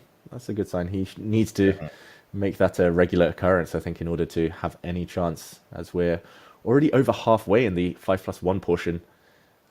Very slow start to this match. Not so many games, which is probably good for Hikaru. H6 played, no Greek gift. That's for sure now. Yeah, just I'm like I don't care. Just attack him always, right? Queen e4, like okay, there it is. Like, of course, just play it, bro. Right? But knight d to f6 is probably the annoying one. There it is, because f3 is not hanging. But I wanted to go queen h4. So going there now is kind of not the move. I mean, you could do it anyway, try to open the g file, but that is risky. Is this a silent draw offer? Hikaru repeats the position. Wesley, if he plays queen e4, that'll be the second time we've seen that one. Well, what do you think? Are they going to repeat moves, or is Wesley going to fight on? It's super annoying. Like I can't get what I want here. His pieces are defending the king. Queen e4. Okay, you know what? Listen, I'm drawing Hikaru here. Maybe we'll try a different opening choice with white again. But he went 95 though. He is going for something greater. Hoping for knight takes and pawn takes, and there it is. Now queen e4 gets some big weaknesses on that side of the board. Yeah, taking away the f6 square is always important. Now it really does look like a c3 Sicilian with the head of the pawn chain on e5. Queen g4, queen e4. Oof, knight e7 is the reply. Hikaru probably just puts a knight in front of his king somewhere on one of these two squares and argues that his bishop is super strong. So he's probably fine, but I understand why Wesley did this. I don't know, rook b4. Just do it, right, David? Who cares? Rook b4. Just go all out here, Bring that piece into the game. Knight g6, I guess he could go for it, but I would take and damage that side of the board. He went with queen g4, so it looks like a bishop f4, queen e5. Yeah, the king moves out the way, stopping any bishop h6 annoyances. And maybe now the queen follows, queen h5, setting up some more sacrifices. Oh, just bishop e3 instead. Still got bishop f4 or bishop d4 in the air if the black queen takes a pawn. I like what Wesley's doing, I've got to say. Like, it feels more energetic than earlier, and he's still up on time, so there's still some chances of winning. And it needs to be careful, too. c3 is now hanging. Do we really want to... He does it. I was like, do we really want to put our bishop on d4? And he does. Hikaru's just playing very quick here. Queen c6, quick move. h4. That's probably positional. He's just going to put it on h5 and try to close in a mating net for later, gain some space. If everything takes on f5 now, then g2 is hanging at the very end. There's also e6 after that, David. And then takes in queen e5. No, but it doesn't work as rook g8. Oh my goodness. There's a queen g6 there. Oh, watch out. Didn't e6 go for is it. the idea. Yeah, e6 was a nice idea, but maybe he's just block it now. Hikaru's not going to let that happen. There it is. Hikaru's not going to let that happen. And, okay, you shuffle, boys. We shuffle. Ooh, big moment. Hikaru having the advantage just temporarily, but it's nothing big. Probably it's just the fact that black bishop is slightly more open than white's big pawn in the center of the board. That white bishop not doing much. But this should be level with opposite color bishops now. Wait, yeah, queen c3. So you want e6? Not today. Not today. c4. Is that just too much? Takes rook b6. Could have been a try, but there's no. They're on seconds. Under 20 seconds each now. Time scramble. This is the first time we've seen a level position, pretty much level on the clock, where the players are going to fight it out, which is nice to see. Hikaru, he's not pulling the brakes yet. He keeps threatening mate on g2, but now we might see all the pieces come off. Oh, no. Rook d6 is coming. No, not anymore. And done. Yeah, now it should definitely be a draw. No weaknesses for either Opposite side, and they'll repeat the position. There it is. Oh. Mm-hmm. Oh. Wesley, like, repeat what? What you mean? What is that? Wow, Wesley's playing on. Wesley is playing on, bro. Wesley is playing on, guys. Oh my goodness, Queen A2! What? Oh my god. Queen A2! Playing with fire, you will get burned. And Bishop F2, there's F4 check, driving the white king away and winning the bishop. And Wesley, wow, he was smiling. He wasn't taking it seriously enough, and now he's about to Oh my pawns goodness. down. Incredible. Wow. They should have taken a draw there, and it hurt him in the end. That one's gonna sting. Oh my goodness, David, that was incredible. That was incredible. Wesley shooting himself in the foot almost there as he refused the draw and loses his second game. 2 points down against Hikaru. It's going to be hard to come back now. I just gotta take the draw, David. It was there in my hands. I just take it. I could smell it. I could taste it, and then boom, and he's down. It hurts there now, especially right at the halftime. That one is going to sting because now you have to bounce back. You got to think about your thoughts and just think about what literally just happened there. Chat, what are you thinking? In the meantime, that was tough here, guys. But wait, before we go on our break here, Chess.com is excited to announce Zenni. Yeah, Zenni is our official eyewear partner, guys. Come on now. Offering high-quality glasses at affordable prices. Zenni has got your eyes covered, including technologies like blue light blocking, incredible, light adaptation, and polarized lenses. For those of us who rack up screen time with chess, blue light glasses are a must. So through November 28th, Zenni is hooking you up with 15% off your purchase with code SCC15. Use !Zenni in chat to find your next pair of glasses. And we'll be right back with more speed chess right after this break.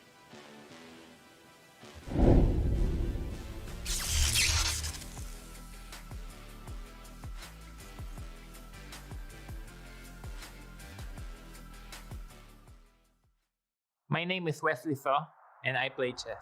Wesley Soul strikes first. The game is Wesley's. It's all over. Lights out. The magic continues. Wow. Oh my God. What a finale. And that's it. I was born originally in the Philippines in a small fishing village in Bacoor, Cavite. We were relatively poor, but I was always a very happy child, you know. I would say we were really living paycheck to paycheck when I was young. It was a struggle, but I didn't understand it back then. It just showed me the importance of working hard and, you know, saving for the future. My biological father, he bought a chessboard when I was young. It was just a really small chess set. You know, he just bought it randomly, and then he taught me and my sister the moves. I was pretty much hooked right away. I think I was like 6 or 7 years old when he first taught me the game. My father was a pretty decent chess player, so it took me a while to beat him. After I beat him, I started looking around for stronger people, and that's basically how it started. So I played in 2001, the Philippine age group under 10, but I remember I suffered a terrible loss, a terrible game. And after that, I was so disheartened that I stopped chess for maybe 6 months. And I thought I was going to quit chess forever. But one day when I was walking in our neighborhood, I saw some of my neighbors playing chess. And that sparked that interest again that drove me towards the game. 2003 was a big year for me because I won the under 10 Philippine age group. So I became basically the best 9-year-old in the country. And then I also won the Shell Championship for under 14. And that was a big inspiration for me because coming from a relatively poor family, it shows that now I can win some money playing chess. And also I can travel abroad, like to Europe. Like this was unimaginable at the time for a small, young, poor kid to go to Greece. I've always been interested in geography and maps. I think this is one of my birthday presents from a few years ago. And the pins show the places I've been to. I think I've been in 90 countries or something. But really most of the tournaments are here in the US or in Europe. Our favorite country is Norway. Also my sister's favorite country. We usually go there every year. I got my GM title in December of 2007 at 14. Which was good enough back then to be 7th youngest ever. I think I could have gotten it earlier, but then I made some big blunder in the last round of a tournament in 2006. So then I didn't get it, and I couldn't sleep for 2 weeks. But it was definitely a big deal and gave me some small ideas to become a chess professional. As they always say, it's chess that chooses you. It's not the person that chooses chess. Like, I don't know anyone in their right mind who would want to become a professional chess player. But all the top players start young. They just enjoy the game, and then they keep improving and improving, and suddenly becomes a career.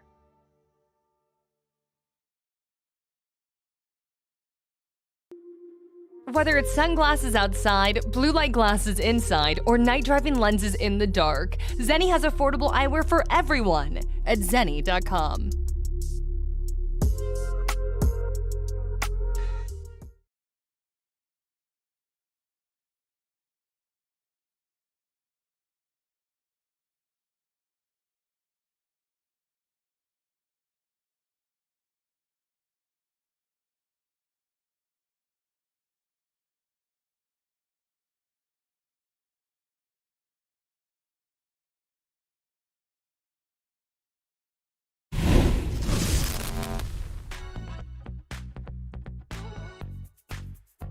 I really did enjoy it. I know some people on the internet, kind of lost their minds over something that was, in good fun. So I think there's a fine line between entertainment and the professional side.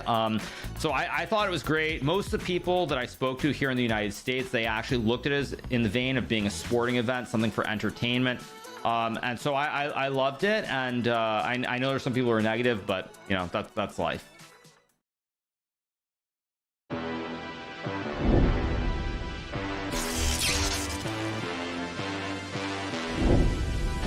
We are back at the Speed Chess Championship. Let's go. And of course, we just had that clip from Hikaru there about the king. What do you guys think about that in the chat there? I actually personally, myself, I actually thought it was entertainment. Like you said, they were encouraged to do that. So I actually thought it was fun. David, they're not doing that in the candidates, right? I'm sure they're not doing that. Or are we missing something, David? Are they like, throwing kings at each other after the game, or what is this? Maybe they'll be brushing their hair at the candidates. Who knows? That was a very slick there from Hikaru. Nice brush. I personally loved the king throw as well. I think there's a lot about intention. The intention was not to, of course, humiliate Gukesh or Team India. It was more to celebrate a win, and it's part of the event. They're trying something new. Yeah, I don't think there was anything wrong with it at all. Maybe, who knows, if Naka wins the candidates now, goes through to meet Gukesh, maybe we'll see one of the two, whoever wins, throw that king once again. Yeah, of course. That would be something, right, David? If they just start, doing that at real games. Do you remember when Sam Sevier? He's incredibly strong, by the way. I mean, just naturally, he broke that king with he was playing and broke the king with his thumb. I was like, oh my goodness, that was some stress in that game, definitely for sure. I don't know if you guys remember that chat, but. Yeah, that was a fun time throwing kings and entertainment in chess. Exactly. Sam Sevian versus Hans Niemann. Very interesting clash that game a couple of years ago now. In the meantime, talking of interesting clashes, this one is about to get going again. We're back with the 5+1, the second half of the 5+1, and James, I was gonna say maybe it's more E3 B3, but no, it's a transposition to the Sicilian again. And here we go, back to this old line. And again, the Kopek system type of line, it's very easy to play. You just put the bishop on D3, back it up to C2, you castle, and sometimes you play D4, you play D3. It's kind of whatever you like to do here. But they're going down sort of the same line. Mm-hmm. Yeah, same exact thing so far that we saw a bit earlier, where Hikaru was bringing his knight over via F1 to G3, but that's not happened yet. Wesley in that game was hesitating to castle. We saw both sides just not commit their kings too early, but that was the game that Wesley probably should have won. Got a big advantage, won a pawn, and couldn't convert. So maybe we'll see Hikaru try to make the first improvement. Yeah, actually, this was all he castled first. I think, did he go bishop F4 in the last game? Mm-hmm. Something like that. Yeah, he went bishop F4. So bishop F4 allowed knight H5. So now he's just, okay, you know what? I'll chill. Let's do something different. He goes rook E1. Very, very slow type of play here. Something that, you don't always see in the Sicilian here from white side standpoint. Usually you'll see more aggressive options, or you can play it very positionally, as we see Hikaru playing here now, so maybe an e5, d4 at some point, bishop d2. I mean, it's kind of whatever you like. Knight h4 is very tempting too, but I think that just gets answered with bishop h7. Yep. Maybe that's still possible with white playing f4 in the near future, but yeah, bishop d2 I quite like your suggestion. Just get all the pieces into the game, rook to d1. There's always the dilemma when to push e5, like when's the right moment. With the black bishop on this diagonal, it's rarely as nice as in other lines where the black bishop is stuck, but here we go, e5 played. E-file bar drops, but it does allow Hikaru to get this kind of King's Indian attack type of structure. E5 pawn, he's going to build around that, maybe h4, h5, like you said, d4. This is going to become a really tense fight with all the pieces on the board. That's the first thing I thought too was King's Indian attack, but it's just misplaced. Like literally all the pieces are misplaced. In the King's Indian attack, the bishop should be on g2, the pawn should be on g3, and not a knight, right? So it definitely is reminiscent of that, but it's completely different here. You would have to even maybe we could reroute this knight on f3 over to g4 and looking for sacking possibilities in addition to h4, h5. But it's all about timing. Maybe h4, h5, knight h2 to g4, and then you have again. It looks like it's happening in real time. It just says, "What are you doing with your life?" But at the same time, here I think as a human, it feels better. h4, h5, knight h2 to g4, maybe. Yeah. First he plays d4 to solidify his center. That's often the case with the King's Indian attack. Computers are screaming, like, what are you doing with white? And then suddenly, 5 moves later, white's just giving checkmate. Like Bobby Fischer used to do that to his opponents and yeah, other strong GMs. So it's maybe now going to become more of a like French defense / Caro-Kann once these bishops leave the board. Someone's going to take... there we go. White should take the black bishop. And Wesley not playing the most accurate moves here. He might get attacked soon. Yeah, you can definitely feel the attack coming here. Especially you don't even have to really deal with the e5 pawn as much as you would in a regular King's Indian attack here. So trade of the bishops is possible, but I guess that allows a rook to g8 in some cases sometimes to help defend over there on that side of the board. Bishop takes definitely feels like a better move or a great move to play. The follow-up is the hard part here. Is do we go with knight h2 or is it just queen e3 or something? Maybe queen e3 now, but it's happening. It's already on the board. Now what is the follow-up? C4. Wow. Dynamite stuff from Hikaru trying to blow up in the center. It's quite tempting while the king's a bit vulnerable. Like there's always going to be checks on the diagonal, but if there is a trade, black knight gets a nice square. This looks quite pleasant for Wesley again. And whoa, tactics. Knight takes bishop. There's a check. It's like, oh, his bishop's hanging. His bishop's hanging. Like, of course, yeah, guys. Queen e4 check. You know, knight g6, I guess, and it takes. Interesting, very interesting. You don't have to take though. It's not. You don't have to take on f4 here. So, see what Wesley ends up going with. Knight something b4, and his king is airy. His king is definitely airy. Bishop d2, maybe. He goes for it though. Yeah, I think he's gonna go with this knight g6 thing, or maybe just goes away. Like whatever. King 8. Yeah, king g8 says the engine. I don't have to damage my structure. And then maybe the black knight comes to b4 afterwards, looking at some forks on d3. Maybe going back to the center. He has to be really, really quick, Wesley, so before the white knight gets to e4 and then d6, and then it's just game over. It's just GG's. That is a nasty knight there. Yeah, needs to be quick. King g8. Blue arrow. Has to play it. Always thinking. Figuring it out. He wants h8 or g8. He's like, which one? G8. Doesn't have queen f4. There's no f7 pawn hanging. Bringing the knight around to d5. Knight e4 is really strong as well, as you mentioned. Rook d1, though, is engine. Yeah, very natural. Defending the threat of the monster fork on d3. But now, taking this pawn just looks like a bit of a detour, right? And the white knight is going to come in soon. David, take that pawn, right? I guess maybe rook c4 kind of traps him. Yeah, he's got to be thinking about it. What else? He does take it. Greed is good. Hikaru's like, really? Rook c4 traps the knight. We're going for it. We're going down this line. So it is trapped, but it's not available to be taken yet. Also, the knights are... Oh, he took a second pawn. He's not playing no games. Whoa. Wow. This is... I was going to say, that's getting scary. Knight e4 was the best computer move, but bishop takes f2 was a check. Winning the rook on c4. That would have been crazy. And how was that? Oh, I just don't understand how that was correct. Maybe there's like a rook d8, knight f6. Oh my goodness, that probably was it. Rook d8, knight f6. You see that, David? And if king h7, knight g5, that's gross. That's gross. I just want to That show is that James incredible. will jump in because there was a cool variation. Now black is better. Wesley so has the advantage, but in order to stop that, Hikaru would have had to play the move knight e4, and like you said, James, bishop takes f2 is a check. Yeah, I I'm wonder if you assuming take or not though. Be a part king h1 or something. Yeah, king h2. Yeah, king h2 and it takes rook d8. My goodness, or is it knight f6 first? Yeah, And maybe then rook d7 even. Threaten this one. Oh, And even if better. rook f8. Knight There was f6. also this idea, just to show your rook d8 check. Beautiful. Yeah. Rook takes, knight Yeah, f6 and check. f6. And the queen drops. Yeah, And that's who knows? crazy. Let's get back to the game. Stuff. Yeah, That was rook crazy. before But happened. Yeah, that was crazy. That was crazy. wow, we've had some moves, and this is the live position. Okay, this is less crazy, but Wesley's a pawn up again.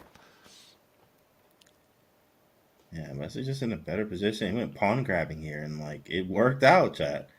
It worked out. He went pawn grabbing. Rook d7 is a threat. Mm-hmm. Now queen to a4 keeps the threat. Rook d8 looks like the most. Or queen c6. There we go. Wesley. Oof. Just to see, every time he offers a trade, like the bar drops. Same in the previous game where he had the advantage, and his previous black where he was winning. Let it slip. Now this is a slightly awkward pin. Knight a7 is the only way to break it. What do you think? Is Wesley gonna? Is he gonna get it done? Is he gonna choke again and not get the full point? It's hard to, like that last game he lost, that he just had no business losing that game. He should have just taken a draw there. It'd be closer instead of a 2-game match, right? It was really tough. So, here it's really hard to lose this one. Like he would have to do something crazy. So, I think he'll feel a little bit better about this draw in this one. But had 2 pawns, now having 1 should be draw, but we'll see what happens. What's the time situation? Yeah, about even. Mm-hmm. Wesley slightly behind on the clock. It does feel like he needs a win at some point, and this is the second time he's had a very promising position pawn up with black. Yeah, I just think he needs to get this, but Hikaru is so tricky. Rook to d2, threatening to come in. That isn't a major threat, though. The black knight can always come back and defend its bishop, so maybe it's time to start pushing.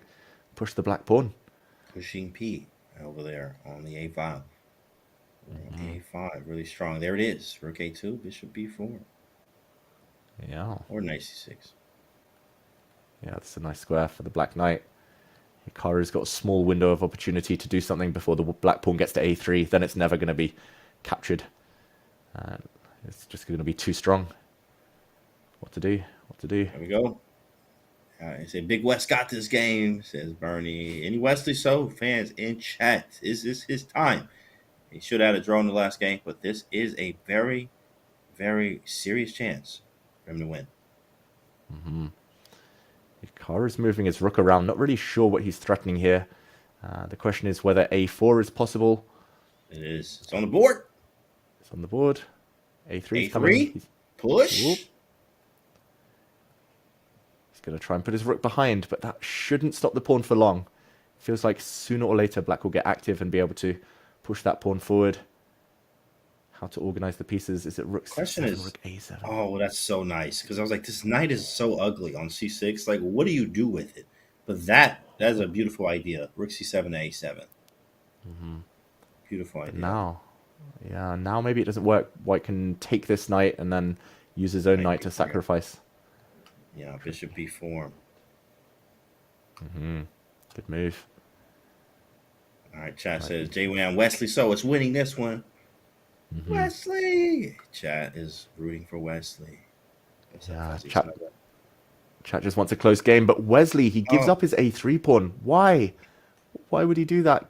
Just bring the king. King f8, king d7, king e7, king d7. He could have done this at any time, James. He's rushing with these big decisions. He's always trying to seek simplifications, and he lost a chunk of his advantage. Yeah, I think that really comes down to one thing, and that is nerves and time pressure. As he has 17 seconds here, there's some nerves and time pressure, I believe, is what is the cause. Because he does have 16, 17 seconds now. He gets that 1 second increment, but once you get low on time, you are facing Hikaru, you just start thinking differently. Yep. Oh, and some missed opportunities for Wesley, who could have won the h5 pawn if he was more accurate, maybe a knight check, and now he's trying to force a knight endgame. This is a good decision. Still feels like great winning chances for Wesley, so knights are just so tricky. 4 versus 3, probably with best player draw, James, but in practical terms, it must be so much fun for Black to play this out.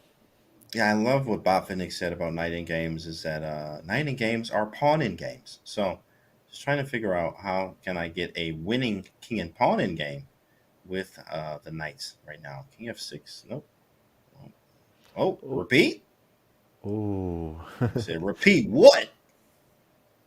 Wesley, but he's got his own king trap there, so he needs to trade off pawns to get the black king out. That is not a good sign. More pawn exchanges mean that Hikaru is closer to safety. Should be a drawish position now. Black's pawns aren't connected. More pawns coming off the board. Hikaru just looks so confident when he defends. He's just so smooth. Doesn't look in any trouble, even though he has these lost positions. There it is. He's got it. He has found the way to draw it. Bring the king around. Knight in. And now you got to be careful not to lose it. Don't take the be careful. All right, this is easy draw now. Yeah. And there we go. Smile on the face of Hikaru Nakamura, who gets out of a tricky situation yet again. Wesley still yet to record a win. Oh, how many chances is he going to get? That's the big question. Still a 2-point lead for Hikaru. 2-point lead. And what I really like from Wesley, though, it's not like Wesley's getting blown off the board. In fact, every game, he's lost one game, which was the first game. The second game he lost was actually a draw, but he pushed in a drawn position, wanting more when he could have repeated. So Wesley's actually playing incredibly well, even being down 2 games here. So it really is a matter of trying to fix, obviously some of the losses, but holding my own, staying confident as it seems Hikaru's feeling, or Wesley's feeling a little bit better. But, it's not bad. It's not like, he's not getting blown off the board here. Mm-hmm. That's true. And he's mixing things up now, Wesley. He's played the center game, which is normally not recommended. The white queen's already moved. What is it, 4 times now? But he's going to try and play f3, g4, h4, g5, and just go for broke against the black king. I like it. This is an absolutely great plan, One of the greatest plans there is known to man. Absolutely right. Correct. F3, G4. You just push everything, guy. Look at Wesley 101 here. He's going to teach you guys, And how to defend is Hikaru 101 here. Mm-hmm. I think he's the best defender in the world, like Hikaru. He's just so good at defense. And he's going to have to be very good in defense in this position. H5, G6 just looks right up your alley, James. I think you'd mate 99% of the world's population from a position like this.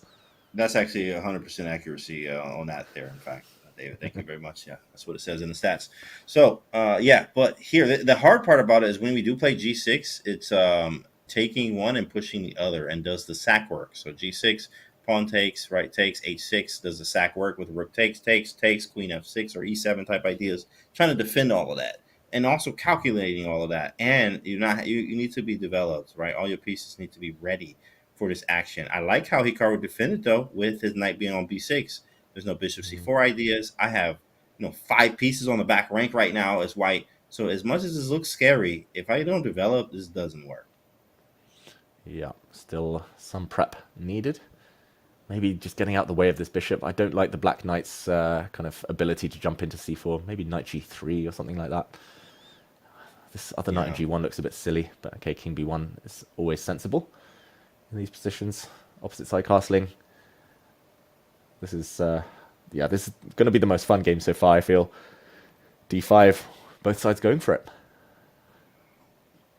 Maybe f4. Could I play f4 here? I just don't care about nothing, David. f4 and just f5 and just everything. Just push it all. Who cares? I'm down 2 games. I don't care anymore.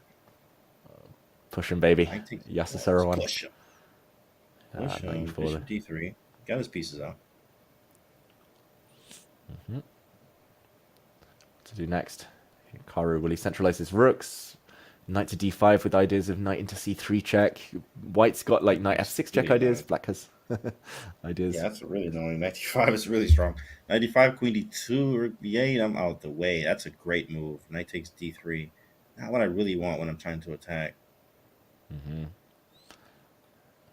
Yeah, Hikaru just so calm. He's just going to try and trade everything off and say that white's pawns are actually weak. No attack anymore. Maybe he's right. Yeah, that's really. Whoa! Whoa! Has he lost his absolute?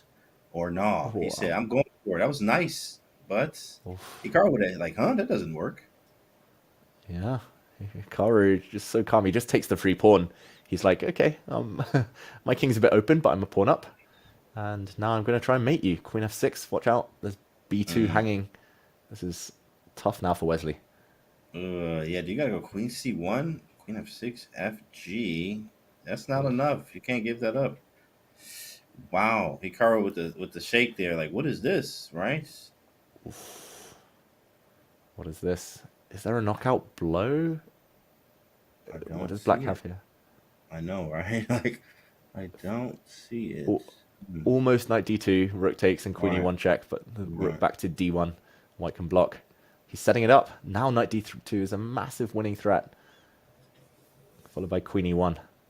Oof. This is over. I think it's just Forktown. Might just bishop d3. Only move, probably.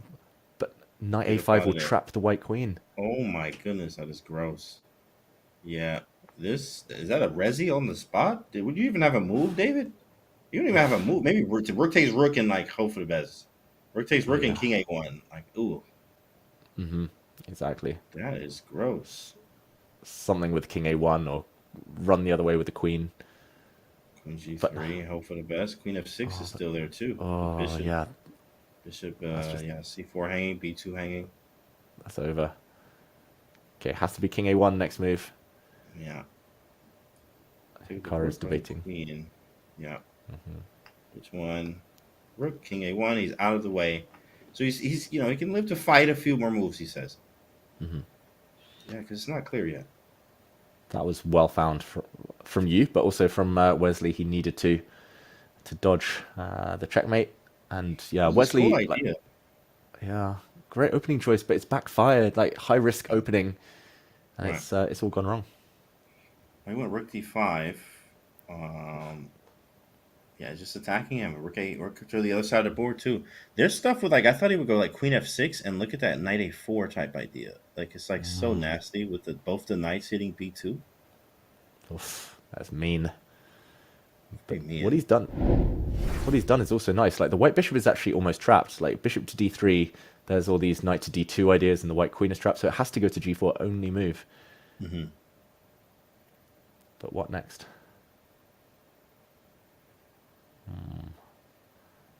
Maybe just a5, a4, a3. Slow play it. Yeah, I'm hoping for I can get my queen to g3 and take on g5. That's like a Hail Mary. Hikaru still with 2 minutes. He's played so well and so quick in this game. And yeah, just looks so strong now. a5, the pawn's coming. Yeah, a4 is on the way. He's like, queen g3 anyway. He takes on g5 and probably moves g5 afterwards. Queen g3, I mean.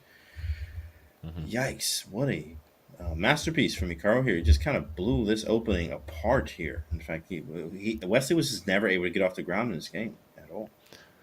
Yeah, it looked so good for Wesley, and then 3 moves later, he was almost lost. It was crazy. Yeah. Hikaru turning on the magic. Oh. a4 is going to trap the queen. That's beautiful. He's stopping your idea. Like, that's really clever. Queen g3 would definitely have been next. So that's been stopped, and a4 is a trap. That poor queen. Dang. No. I mean, what a move. Yikes. Knight f4. Is there queen d5 here? Oh. There it is. I mean, e4. I'm sorry. Queen e4. But yeah, queen e4 with the rook hanging and knight takes c2 as well. Rook c1, you sack. It doesn't matter. Wow.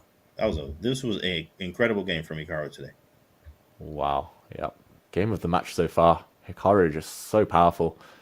He's winning a piece. Wesley looks shell-shocked. He looks just so flustered, trying to keep his composure. But 94% accuracy nearly from Hikaru in such a crazy game like this one, opposite side castling. That's very, very impressive.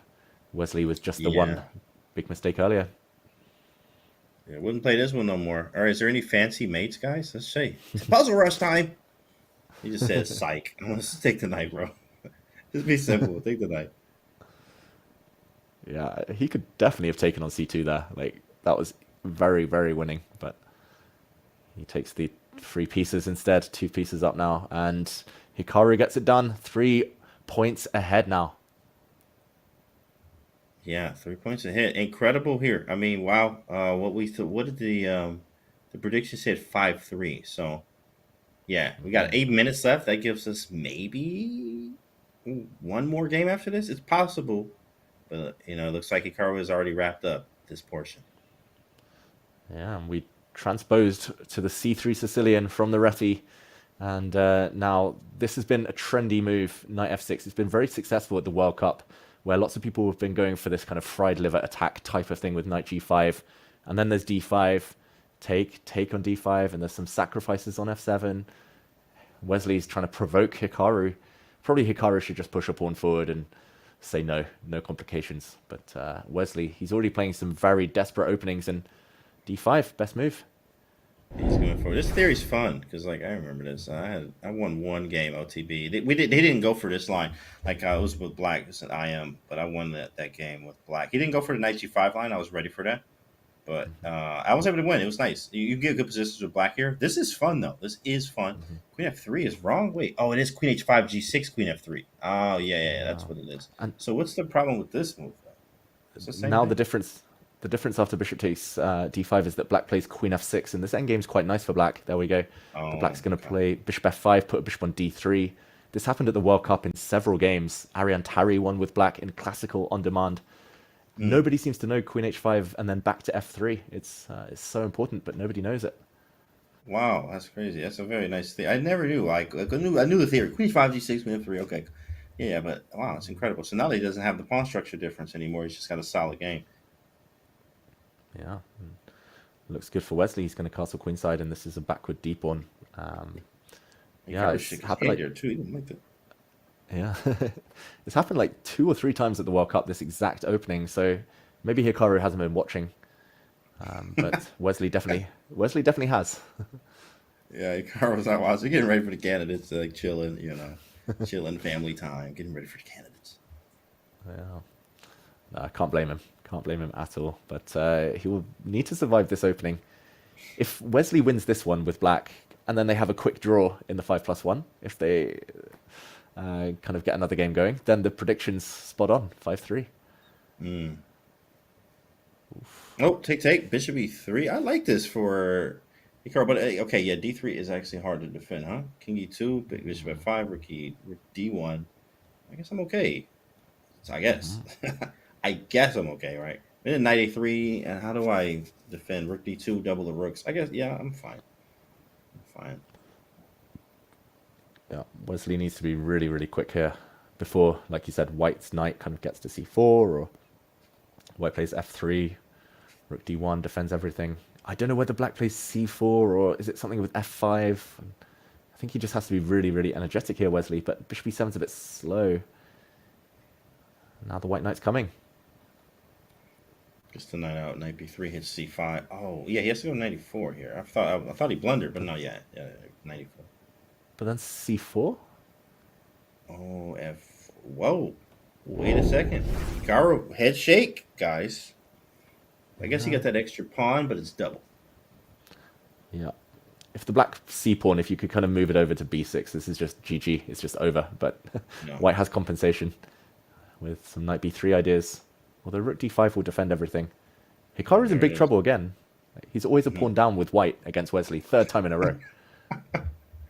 Wesley getting good positions, guys. Like, you can't. Wesley is playing great, and even though he's down, he's still playing incredibly well. Now, 2 pawns down. Hikaru, he gave a pawn back. This is clever though. Bishop takes knight is not an easy move to make, right? Like, that gives white access on the a file. Do you think he's going to play it? Yeah, the hard part is how do I defend a7? I guess you go rook a8, but how does rook c4? Yeah, it's very difficult to play this move. But also my bishop's hanging. So take. King b6 is the trick, but b4, right? We get pawn b4 in there. So rook a8, king b7.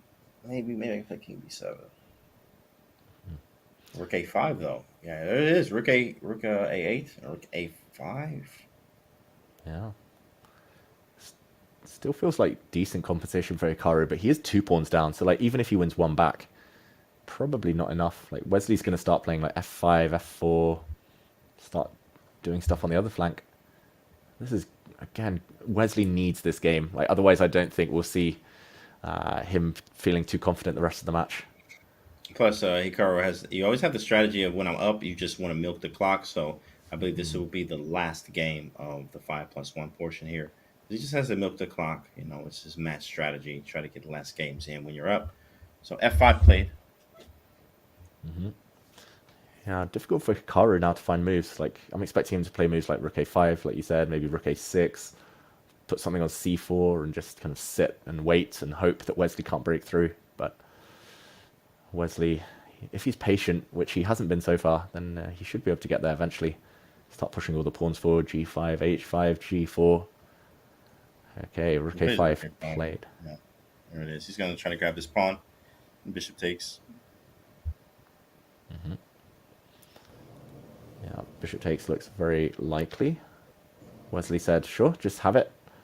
But, yeah, what do you make? Okay, I was going to say, what do you make of the pure rook endgame? But he keeps the bishops on the board. He says this is actually a weakness he doesn't actually want to touch. Until now. Until now, yeah. Takes bishop b6. There it is. Now, trading. Don't really want to trade. Maybe b4. That's a hard move to play. b4 takes rook to the open file, the d file there. Hikaru with a head shake doesn't like it too much. So where do I go? Maybe bishop d6 hits the pawn, but then bishop d4. Yeah, he's thinking. Yeah. This is still very difficult. Wesley kind of sold his advantage a little bit, like he sold a pawn, but he does still have big winning chances. Rook endgames, though, we've seen it so many times recently at the World Cup and other events. Like, rook endgames are so hard, like even for the very best in the world. I have a feeling Hikaru might save this somehow. Yeah. Well, of course, David, you know Endeavor SC's in-game manual on page 572 in the back of the book in the index and in the appendix part, it says that all rooking games are drawn. So, you know, this is probably the same here. Exactly. That being said, Wesley's done everything right so far. At some point, he might even bring his king forward, king a6, king b5. He waits. Patience is good. Okay, I actually retract my statement. Like, I just saw the clock, and Hikaru is actually down by a minute and a half. For the first time, and g4, he's getting nervous now, Hikaru. Yeah, absolutely. Hoping for a capture here to make some weaknesses, but Wesley doesn't have to do anything with that. And as he says king a6, I'm going to go walk right towards his bishop and make you move. Well, you have a weak b pawn as well. This could likely be Wesley's game, guys. Chat, what do you think?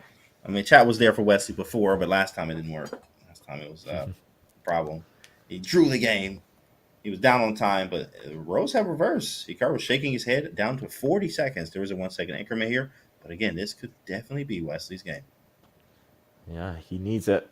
Rook check. He can bring his king forward. There we go. Now, which way will he take? Will he take with the pawn? No, he goes back with the king. That's very passive, very kind of a safety first approach from Wesley, stopping the white rook getting in, but the black king now loses time. Still good. He's been fantastic in the openings and middle games with Black Wesley. He just needs to put the ball in the back of the net now, score this point. If he converts, it's still a match. If he doesn't, it's so close to over. As our featured chat there, Gokul, is saying. I fully agree. Let's go. What we saying in the chat here? What we saying? Now, is it time to go for the B pawn?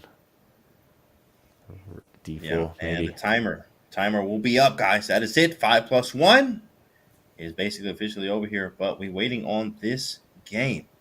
Will he win, or will it be a draw? Big moment. Wesley's going for it now. He tries to break open the center. He's trapped the white rook on the edge of the board. I'm not sure about opening up the white king like this. Now white has counterplay on the other side. Is this where it all goes wrong? Wesley's still got so much time. This is where he needs to stop and think. 1 minute 40. And he's letting it slip again. Now the rook cannot make progress. The white king's too near the pawns. And as soon as the black king steps forward... too, right? Oh, check too, yeah. That waiting move is nice. But yeah, b3 and then shuffle. Rook e4, king f3. And here we go, boys. Here we go, chat. Hikaru needed to defend his rook because now c5 only move. Wesley finds it. He wins a second pawn. 2 pawns up now. Takes with the pawn. Rook comes to the center. There it is. Played very quickly. Check, check. Take the pawn. On g6, he's going to try to queen his g-pawn. Oh, but there we go. Block from Wesley. Really important. And now it's all about the A and B. This is totally winning. Like, Black's rook defends the g-pawn. He's just going to march up the other side of the board. He has to get this done now. He's done the hard work. Hikaru knows it. You see him on the camera. Now the Black King just needs to walk in. Slide in. There we go. Chat saying, come on, Wesley. Yes. Ooh, chat going crazy. The chat is going nuts right now. They're going nuts for Wesley, aka Flexly. So it should be an easy dub here. Yeah. We have a match. Wesley just needs to get his rook to stop the g-pawn. He gives a check. He's probably going to go behind, but he can also even go to the front at the moment. Bring the rook back. The black pawns are too strong, and Wesley wins by resignation. What a game. Whoa!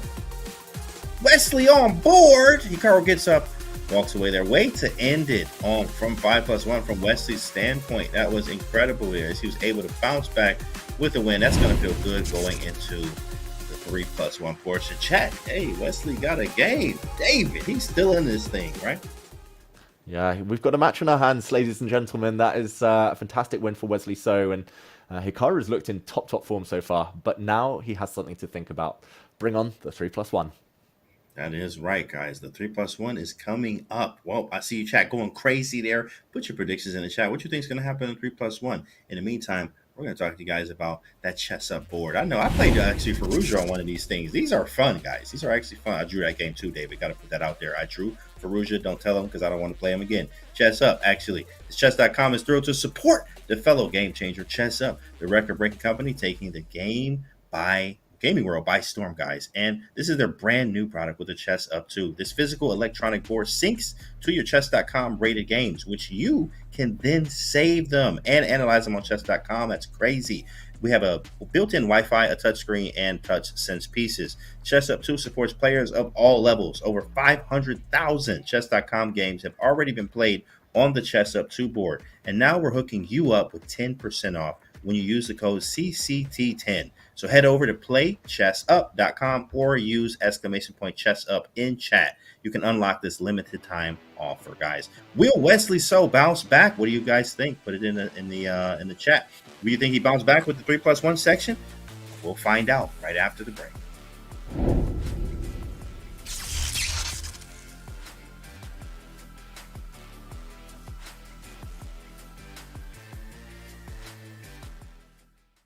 Has this ever happened to you? Oh, shoot.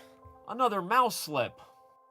What about this? Oh, well, holy bishops en passant.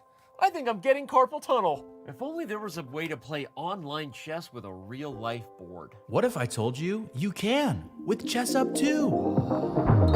That's right. With Chess Up 2, you can now play over the board online. Wow. Simply connect your Chess.com account to our state-of-the-art Chess Up 2 and get a game started. Every time you move, our revolutionary board will transmit the data online directly to your opponent. And as soon as they move, squares will light up, signifying which piece is going where. Well, shucks. This Hikaru guy seems pretty good. With Chess Up 2, mouse slips and sore wrists are a thing of the past. My carpal tunnel is gone. Well, this sure is fun. I'm playing online against my new friend Hikaru. Who needs a family? But I sure do miss clicking on a piece and seeing all of my available moves, like they have on Chess.com. Well, Danny, you're in luck. This feature is totally available on the Chess Up 2 as well. Wow. Well, I'm convinced. But hey, what if I don't just want to play an opponent online? What if I want to use one of Chess.com's other great tools? I thought you'd never ask. With Chess Up 2, you can fully take advantage of the Chess.com integration by playing bots, analyzing your offline games, and even using our optional AI assistants to visualize the quality of moves with color-coded hints. Well, holy Chess Up, you did it. You made IRL chess cool again. You got it, Danny. And how do you know my name? Play chess today on the board of tomorrow. You're wearing a University Chess Team shirt at the moment. Can you tell me a little bit about that? Oh yeah, I joined the Spice team I'm taking finance as a major in the university. Not sure, really. So I'm still planning to continue my chess. I cannot trade chess for anything. So every now and then I'd get offers to play here, play there, play for our team with Bayo money. So I got an email from a Filipino living in Minnesota saying, hey, if you want to come here to a weekend chess tournament. And then he said, oh, I know this Filipina actress named Lotisky and her husband, Renato Kabigting, who used to be a professional basketball player. He said, I'll invite them to our house for dinner so you can meet them. So I was like, yeah, why not? I'm Lotis Key, and I'm Wesley So's momager. Mom and manager, it basically means that you do all the work, but you don't get paid. You do it because you're the mom, and you do it for love. Okay, but yeah, it's quite a job. Well, I resonated with him at that dinner, and I thought, this poor kid is lost. I remember in 2012, I spent after New Year's party by myself. Was very lonely. So in 2013, I asked him if I could come here for Christmas. Our home is always open to kids displaced. And I said, yeah, of course he can. That was 2013. By the end of 2014, he was living with us full time. I don't know how it happened. He just would come, he'd show up unexpectedly and call us from the airport and say, I'm here. And we'd get in the car and go get him. And I thought, God wants me to do something here, but I'm not sure what. I don't play chess. I know the first thing about chess. And so I told my husband, okay, what if we take him in for 6 months and we straighten out his life, get him going, find him an apartment. And okay, we're 10 years later now, and he is my formerly adopted son. How those years happened is astounding to me. And I was initially trying to befriend his biological family who were in Canada because I wanted to make them see that your boy has gifting and that needs to be protected and it needs to be encouraged. They wanted him to be an accountant. And I said, well, what if he can do more? No. It was very difficult. But when I asked him, I said, what is it you want to do, Wesley? And he said, I want to play chess, but I'm not good enough. I said, well, we won't know that until you actually do it, right? Maybe you're not. How would I know? I suggest you take a year off. We'll take care of you, put you out on the road. You go and show us what you can do. If in a year you're supporting yourself, well, maybe it's what you're supposed to be doing, since he was not attracted to anything else that was offered him in school. My grades were falling. I was at a point in my life where I didn't know exactly what to do. So she inspired me that playing chess professionally could be a real thing. So in 2014, I turned 21, and then I won a big tournament in Las Vegas. And after winning that, I just decided that I should quit college and just see what happens. So that year, he zoomed to the top. I was reaching top 20, top 15 in the world, which was incredible. And also I reached the top 10 in the world. Yeah, I put in so much work and so many hours working on my chess, but still I never thought in my life I would ever reach the top 10.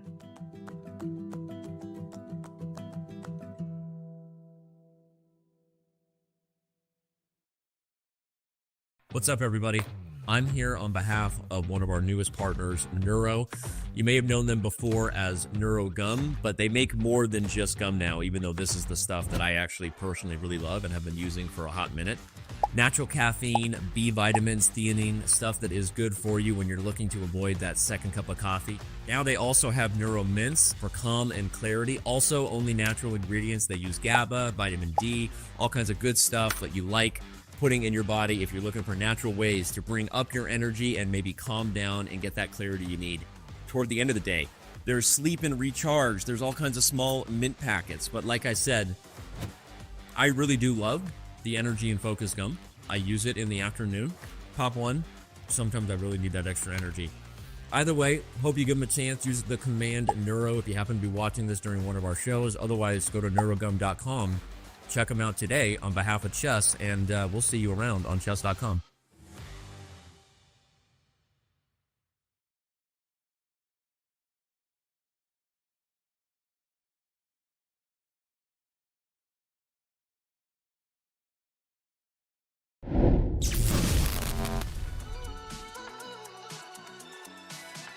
I'm not really thinking about it at this point. There's so many different things that I'm focused on. First of all, my wife is giving birth pretty soon, so that's first and foremost on my mind, much more than anything chess related. But I think even if I were to beat Wesley, it's it's more about just getting to the semis and seeing how it goes than anything else. I could say like I prefer probably not to play Alirez if I beat Wesley, but I think every match is very tough, and we'll see what happens.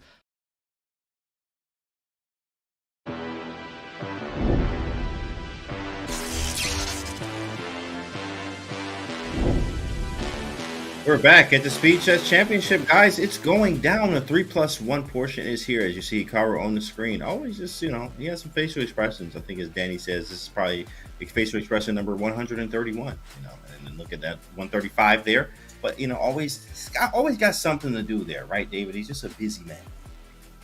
Exactly. He's expressive. He entertains us. He's got a lot going on. He's been juggling the route to the candidates, his path there. With so much, of course, his streaming and the impending fatherhood that he mentioned in that clip. He's, in the meantime, trying to get the job done against Wesley. So he's done everything right until this last game where finally Wesley was able to break his armor. And now it looks like, I was going to say Hikaru's trying to get back in the zone, and then he yawns. Hikaru's tired. Oh, man, listen, he already tired. Like, man, I'm ready. What's for lunch, dude? This is... but of course he has work to do. 3+1 is coming up. He's leading by 2 points here. So, chat predictions. What do you think is going to happen in the 3+1? And I believe, as we all know, as the time gets faster, Hikaru gets stronger in a way. It's how it feels here. Wesley with a quick smile there. He's in good spirits. It's always good to see. Hikaru, on the other hand, something stinks. What is that? Yeah, I think he just wants the break to be over. He wants to get back into the chess, as do we. He will get his wish very, very shortly. Wesley, in the meantime, looks pretty happy. He's probably happy with the way he's played in general, Wesley, but the finishing technique needs to pick up. And he's had many promising positions. It feels like 2.5 on the scoreboard doesn't do him justice. 3+1 is going to be maybe where he gets a chance to strike back. Yeah, of course. It was great to see. I mean, Wesley is just like, he's not blundering one move blunders. He's not getting blown off the board. Maybe that one game that was bad for him was that center game with E4, E5, and D4, and Queen comes out. And Hikaru was able to capitalize on that. But yeah, I mean, other than that, Wesley's been playing very good chess here. He wasn't able to get some chances. If he was able to convert those games he was slightly better in, this would be a completely different score, maybe even closer as the likes of even or 4.5, 3.5. Crazy there's only a 2-point lead here for Hikaru here, because Hikaru's been fighting for these dubs here. One of the wins that he's up was actually that win that Wesley gave the draw away. In fact, it was a draw. He had it in the bag, and he wanted to play on and lost. Here we go. 3-1 is up. Here we go. We're back to the chess, and just to let you know at home why there was such a long break, it's because Wesley was playing bullet. He was playing 30-second bullet chess. I think that's why the break was slightly longer than it was planned to be. Nice to see that Wesley can't get enough, James. He just wants more and more. That's funny. He was like, I need to play some 30-second. And I understand him on that. I am a 30-second player myself. If you have any hyper bullet players in chat, 30-second is quite fun. Absolutely. And Hikaru very patiently waiting for the games to begin. Maybe he's done some prep in the break, because this Nimzo Indian does look like he's equalized already. Hikaru Nakamura, he was in a bit of trouble earlier in one of the games before turning things around. But who we see, trade of light square bishops. He's playing against White's bishop, which isn't the best piece right now. Yeah, now who's it looking for? Who you like, white or black? Oof, I normally like the bishops, but here I would take black. I think this white bishop on c1, the fact he hasn't castled, I get a bit scared in Wesley's shoes. How about you? I like white because of the extra pawn in the center here, but he's not giving that up. I was like, the knight's hanging, but I like to have that extra pawn in the center. I do like his activity though. C6 was nice. Maybe pawn takes. You might even see a rook c8 there, which is this is really strong stuff. What about rook c8, c7, knight a6? Yeah, I'm giving that pawn up. So I have to get out the way. I don't like white's development, but I do like this extra pawn with E and D in the center. Great prediction there.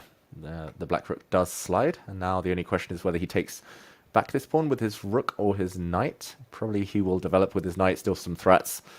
And if white gets 2 or 3 more moves, those central pawns might become a very important factor. But Hikaru's going to try and slow Wesley down somehow. He takes with the rook instead. He's going to develop his knight next. Hikaru looking a bit distracted. Something happening behind him. Shake of the head. But then he'll try and get back in the zone. Man, first off, where am I moving my queen, David? Maybe queen. Yeah, exactly. There, here, there. Maybe here, maybe there. It's a lot of queen moves. Maybe queen e2 is kind of ugly. Knight c3, queen e1. Like, pieces are just kind of strange. Where does he put his queen? Wesley needs to just move, though. Like, this is a very long think for a 3+1 game. He suddenly finds himself over a minute down already, and he does play your move.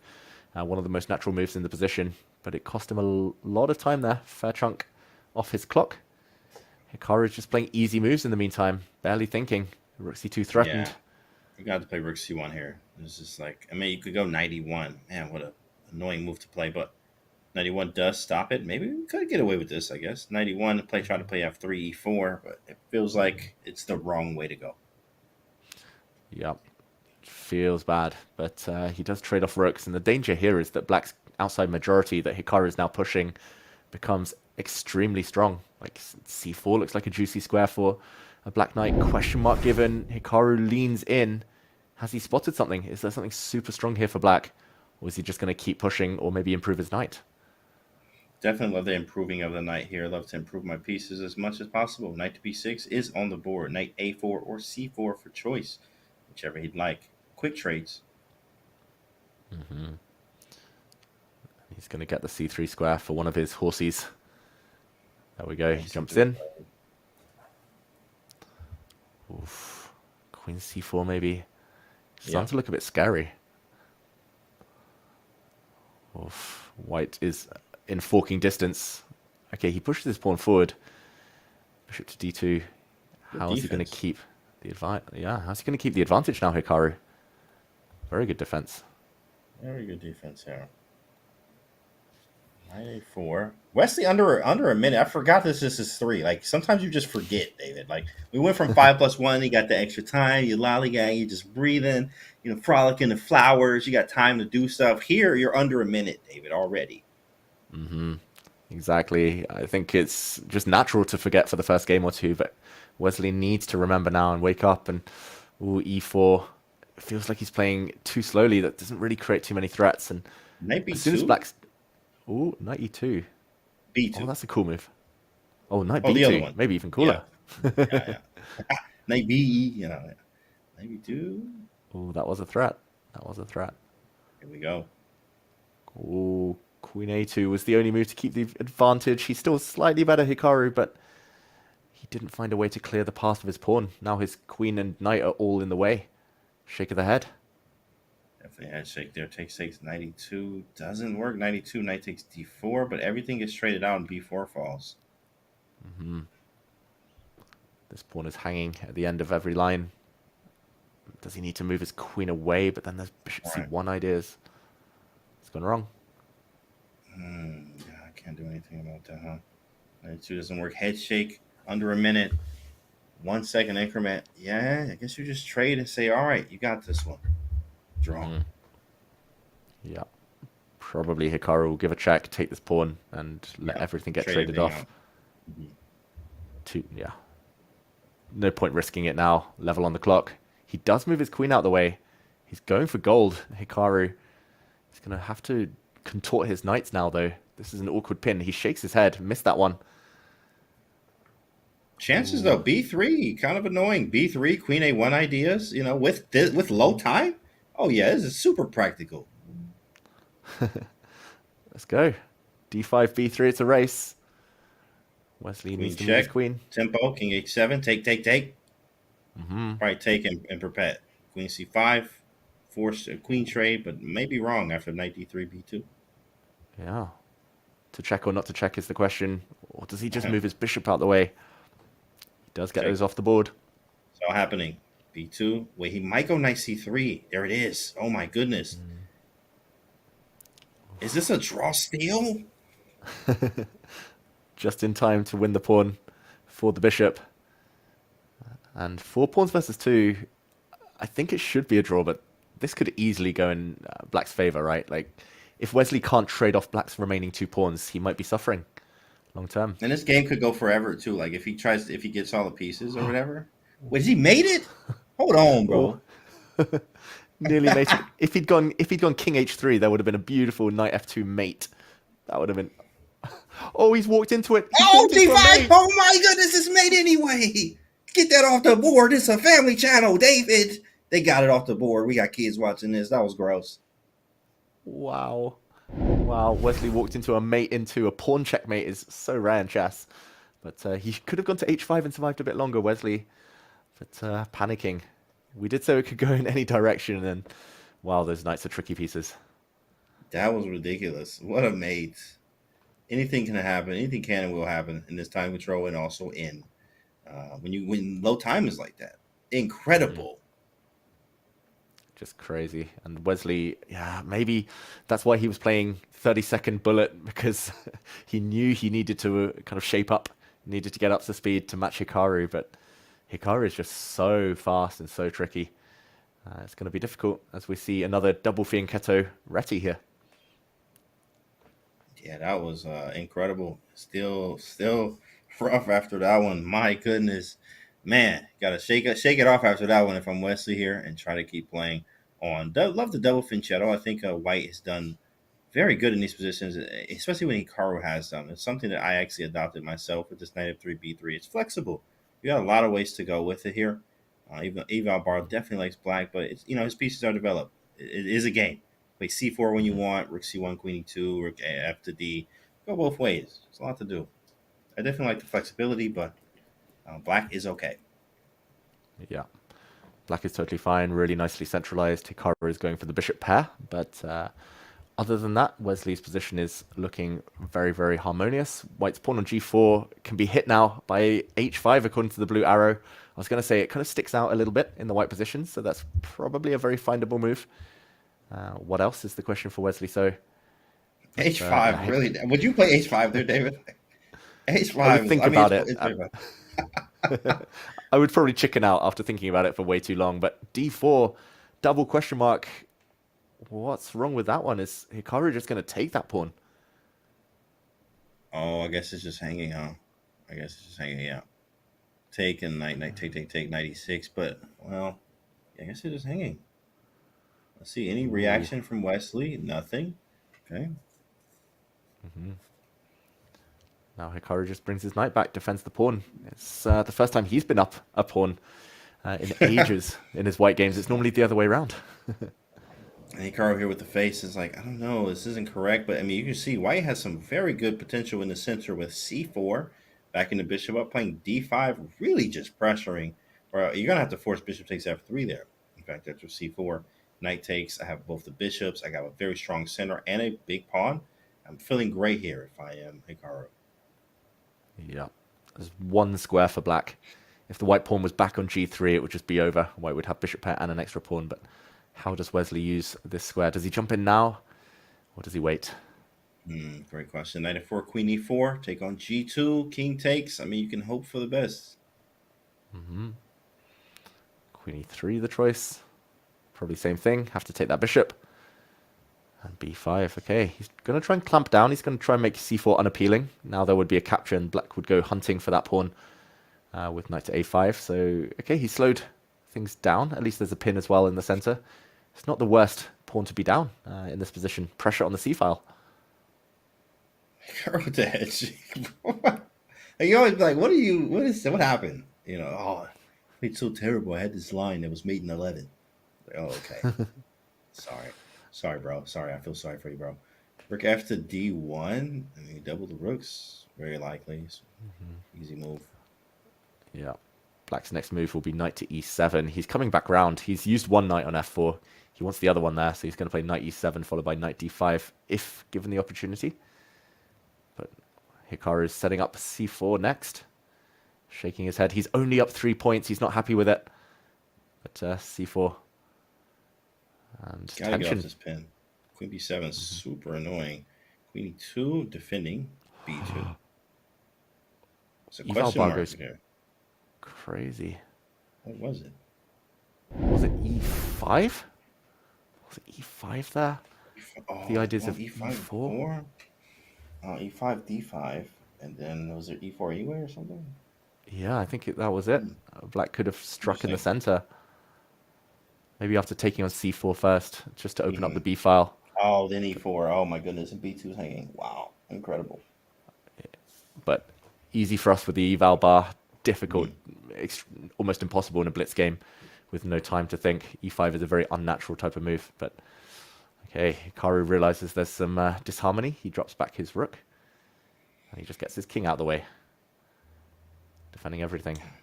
Everything defended. And the question is, how do I deal with the sort of hanging pawn structure? Well, now it's hanging pawns. C4 and D4, as they call the hanging pawn structure. D5 played. Very critical break. A lot of tactics is about to happen here. There's like takes, queen B2 check, playing C5. How do we deal with it? He does take. Take on G7 likely. Queen B2 probably. Or D4. I mean E5. Yeah. Either way, the black queen could block if she wants some checks. Probably going to fizzle out. Probably going to be equal, but slightly awkward for Hikaru with this pin maybe. He plays G5 to stop the black queen swinging over. But that does give up the F5 square for a black knight. Wesley have time. 27 seconds. Good move. Hold on now. G8. Yeah, I was about to say, this knight coming around the corner. Ooh. Queen e6 was difficult, but it would have been consistent with Wesley's match strategy to try and get the queens off, to try and simplify every opportunity. Queen e6. He allows en passant instead. He forgot that that's an automatic pre-move. G takes h6. Oh, en passant is auto. I forgot that's force. Yeah, he had to play that. That was force. That is correct. That's still in the air. This is scary. Queen e5 anyway? Ooh. Hold on, boys and girls. I mean, it has to be played. Like, you just play it. He has no time to as well. There it is. Knight f6. He's just running away. What? Wesley out here. Strong nerves there, Wesley. Wow, very strong nerves, but maybe he has gone wrong now. He's no longer up a pawn. And yeah, white. It's actually white up a pawn right now still. And e6 is hanging. This h6 pawn, hard to get rid of. Oh, he's taking it. A knight check. Knight check. Yeah, knight f6 to e8 was pretty clean. It's okay. They're on time, on seconds. Still up a pawn though, Hikaru. He saw a safe route. He saw a safe move. He couldn't resist the temptation to just centralize his knight. Can't blame him at all for that. 5 seconds for Wesley again, who drops another pawn. It's now 4 versus 2.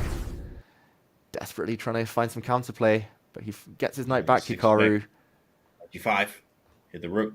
There it is. Now rook e7. Rook f6? I mean, you could. The same idea, hit the knight. Okay. He's going to try and take the black d pawn to remove any counterplay. And Wesley flags. What happened? Oh, he flagged. Oh. Wow. Flagged. We all forgot. I think everybody forgot. Literally everyone just forgot. And he had no time. Yeah, it was a tough position, but that's not good news, James. That's going to hit his confidence, Wesley. So he's losing on the board, but also on the clock. And you need your chances somewhere, especially as we're going to be heading to the 1+1 eventually. That is very bad news for Wesley. So now 4 points behind. Yeah, good points, David. And Hikaru is now up a 4-point lead, guys. Probably Market has him with an 18% chance to win the SCC.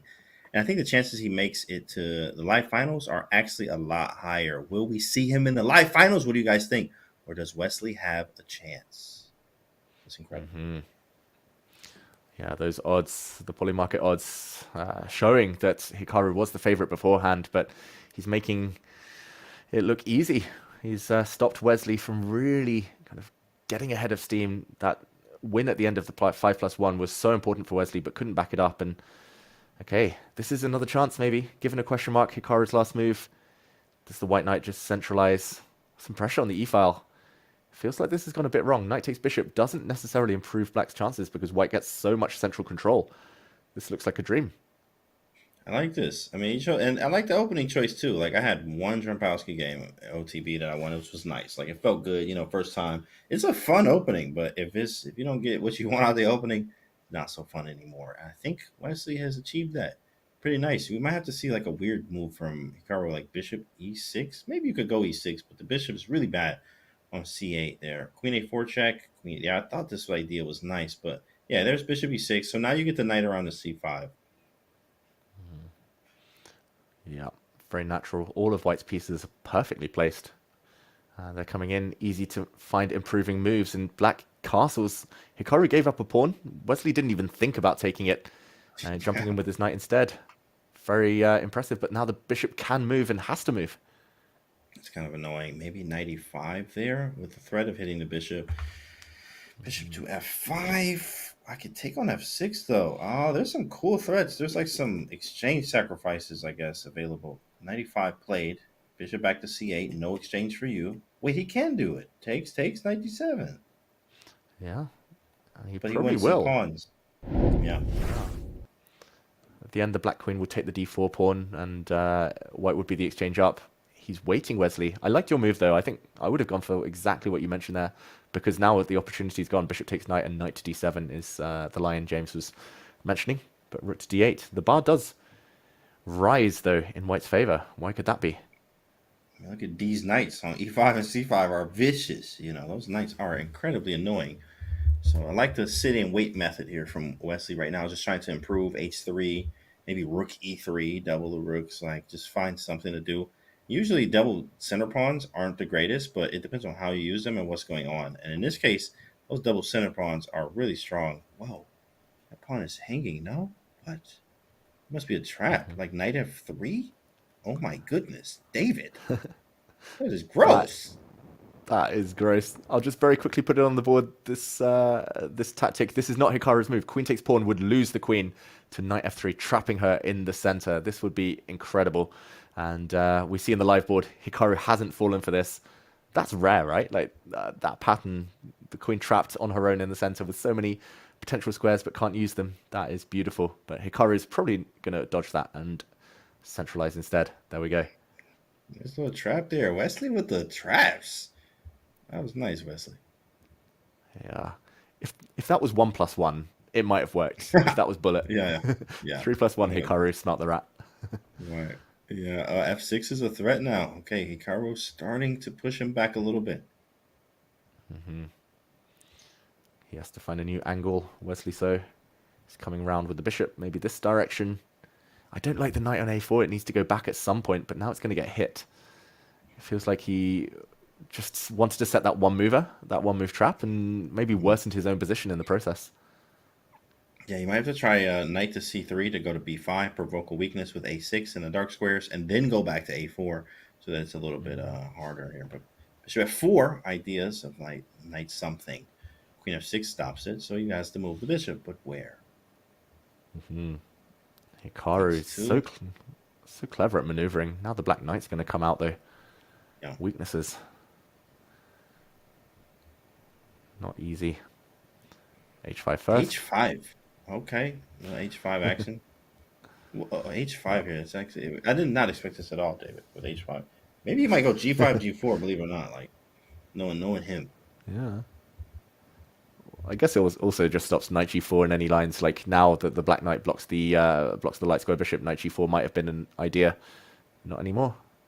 He's sneaking out though. Like b6 would kind of stick this knight on the edge of the board for a while. Bishop h6 first. Hikaru is outplaying Wesley. There's a g5. We'll move g5. Yeah, you can just feel that. You feel that coming. Like g5 and g4 is definitely very possible. So knight c5 hits a b7, but I don't really care about that. I do want to double the rooks. Put a bishop on e5, but he goes queen c6 on. Nothing with bishop c7, no tricks, nothing. Dang.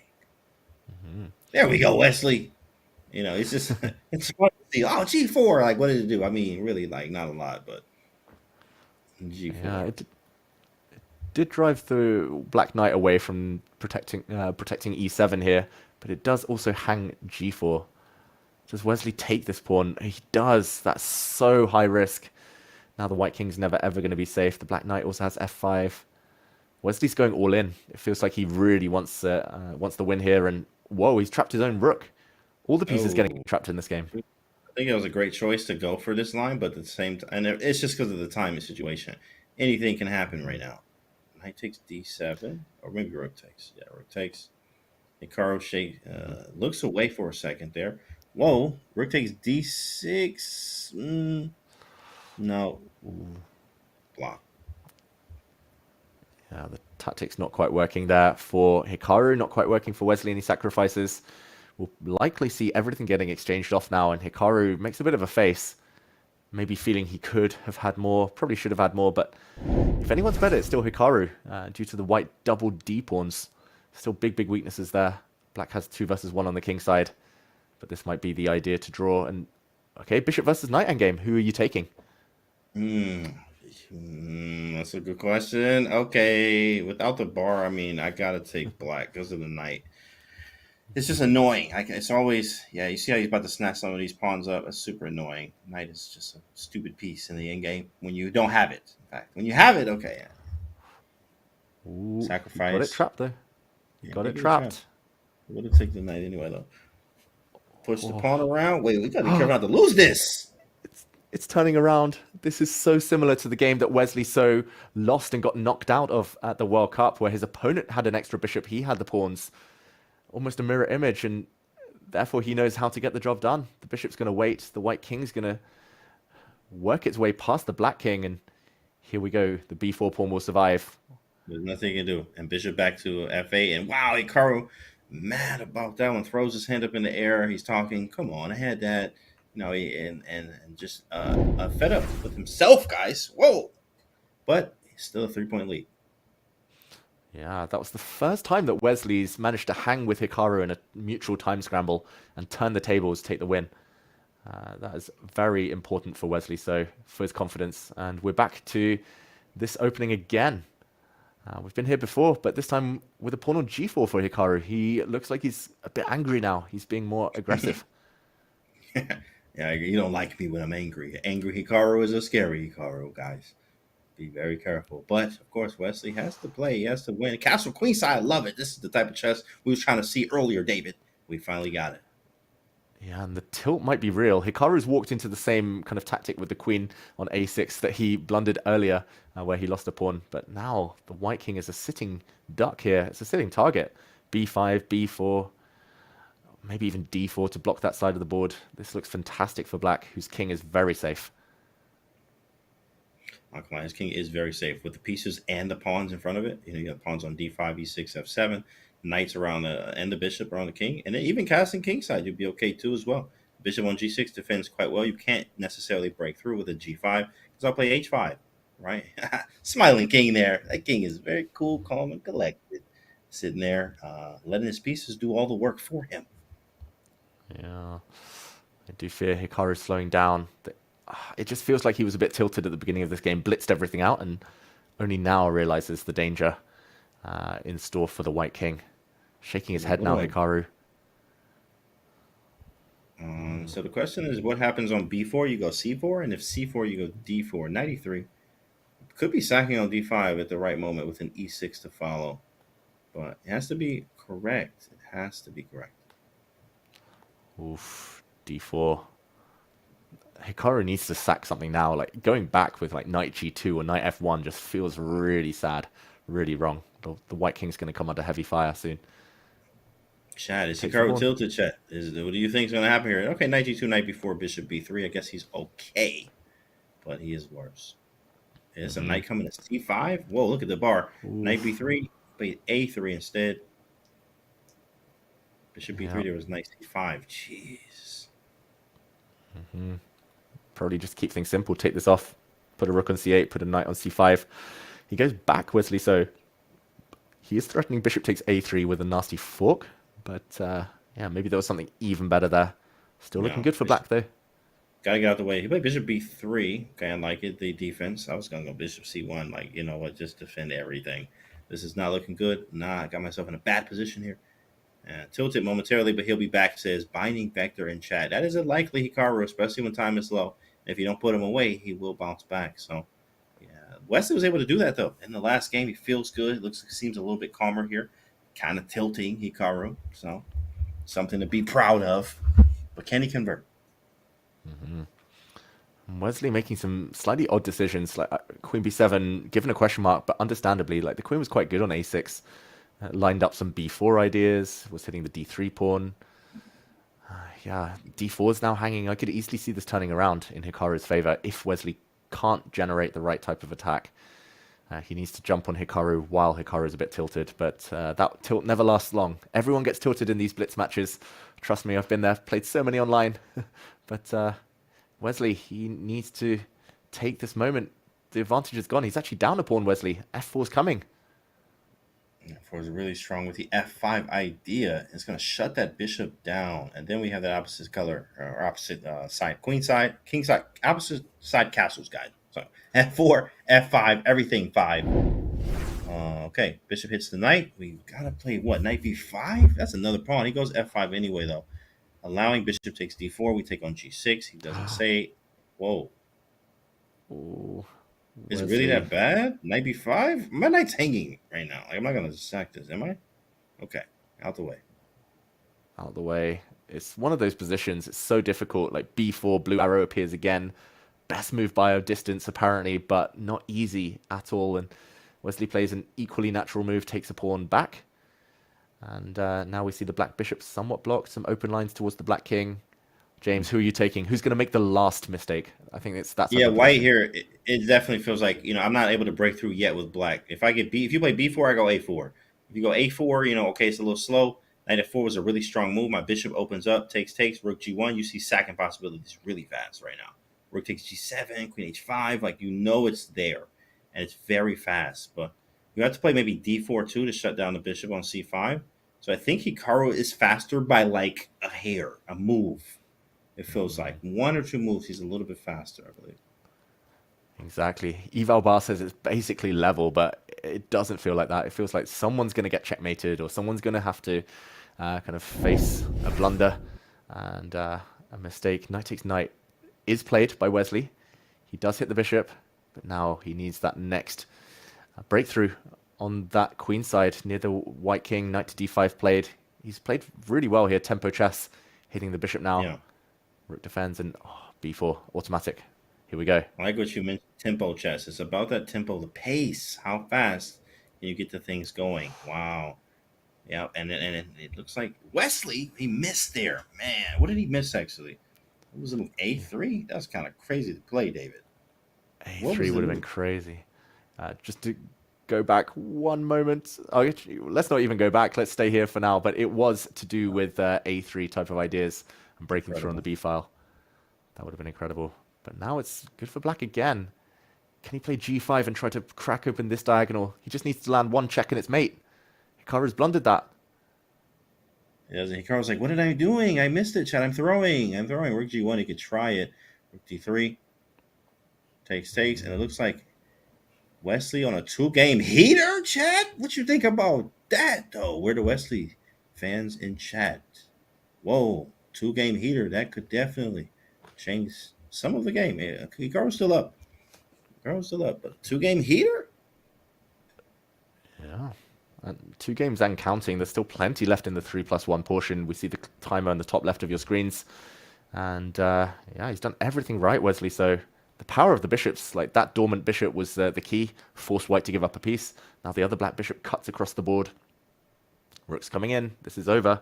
Wesley should be converting this now without any fuss, even with his clock ticking. He does get that 1 second increment here.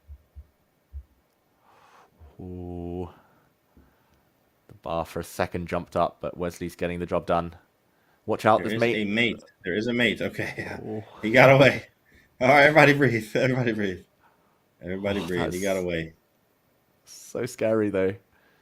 He escapes, and now a rook check, and it's the white king that's actually going to find itself mated, and Wesley so takes the win. It was about to be mate in 1. Double check there from the bishop, and 2-game streak. Wesley is alive in the match.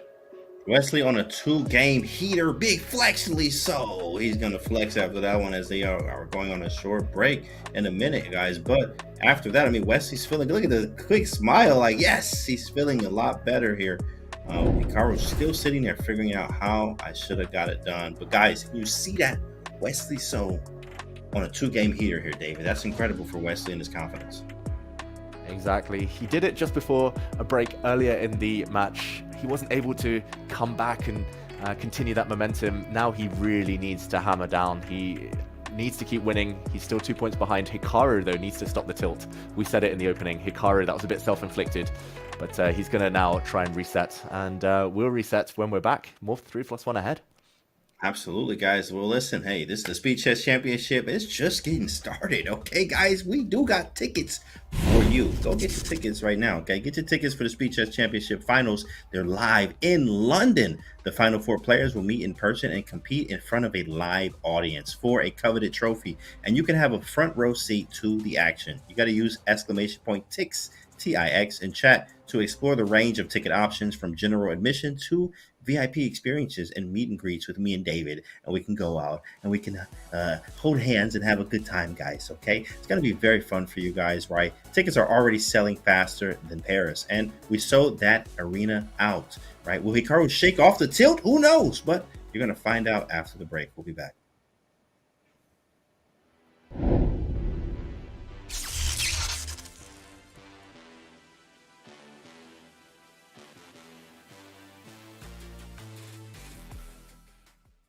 What's up, everybody? I'm here on behalf of one of our newest partners, Neuro. You may have known them before as Neuro Gum, but they make more than just gum now, even though this is the stuff that I actually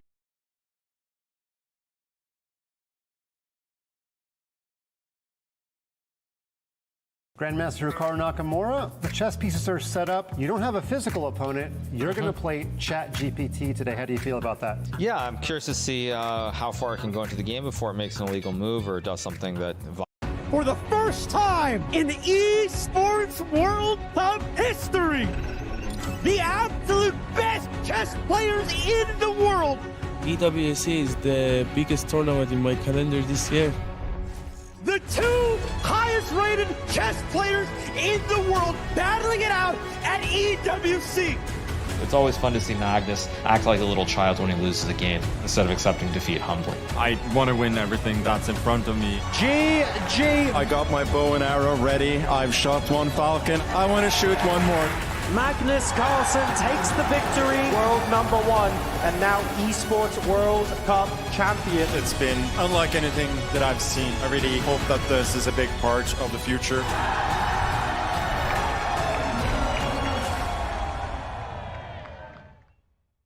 Everybody has days where they just don't feel up for it. You look in the mirror and you're not your full self. Neurogum, energy and focus. I know a guy who uses the gum to help get ready for his day.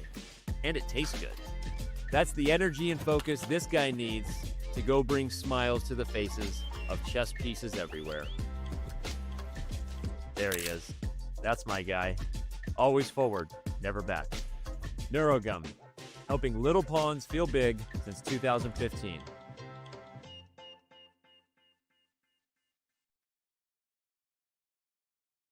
Can you recommend us a series or a movie that you love?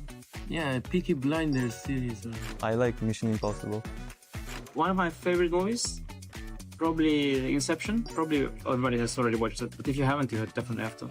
Yeah. Everyone should see Lord of the Rings at least once. I had quite a fun watching Better Call Saul. Yeah, I guess RRR for people, I think a lot of people are enjoying. Your favorite song these days? Jay-Z or something is good. Before the game, I often listen to SCC, like Thunderstrike. Some Turkish, I don't know, some Turkish one.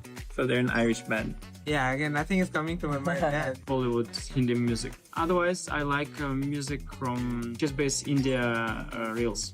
If you could instantly learn any language, which one would it be? The most useful would be, like perfect English, of course, but actually maybe Chinese would be cool. No? I'm torn between Georgian, Nepali as well, but Nepali, it will just make me feel better that I speak my father's language, so yeah, Nepali probably. Arabic. Spanish is the right answer. Spanish. I say Sanskrit.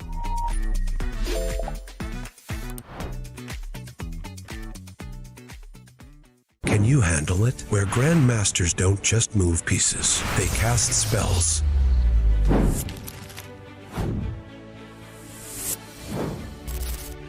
Oh boy, didn't see that one coming. Victory doesn't come easy. Wait, queen time? Oh shoot, I just lost its piece. Yeah, but I got no mana. This isn't your classic chessboard. The thing about the imposter is that if you swap it like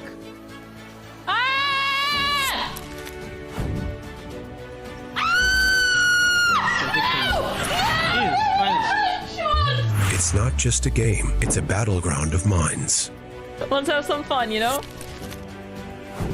Let's have some fun. When the greatest minds meet magic, anything can happen. On Chess. Cast that spell, play for free. The Esports World Cup 2025 was electric. The best games played by the best teams.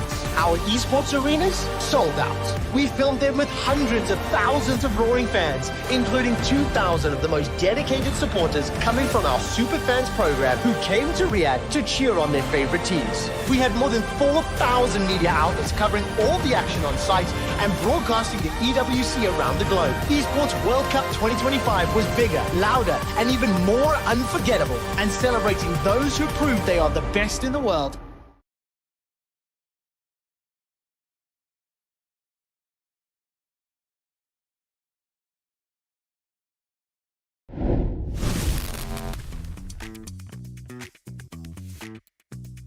I always prefer the longer time controls. So I would prefer 5+1. But historically 3+1 has been my strongest. Not sure exactly why. And 1+1 is my least favorite.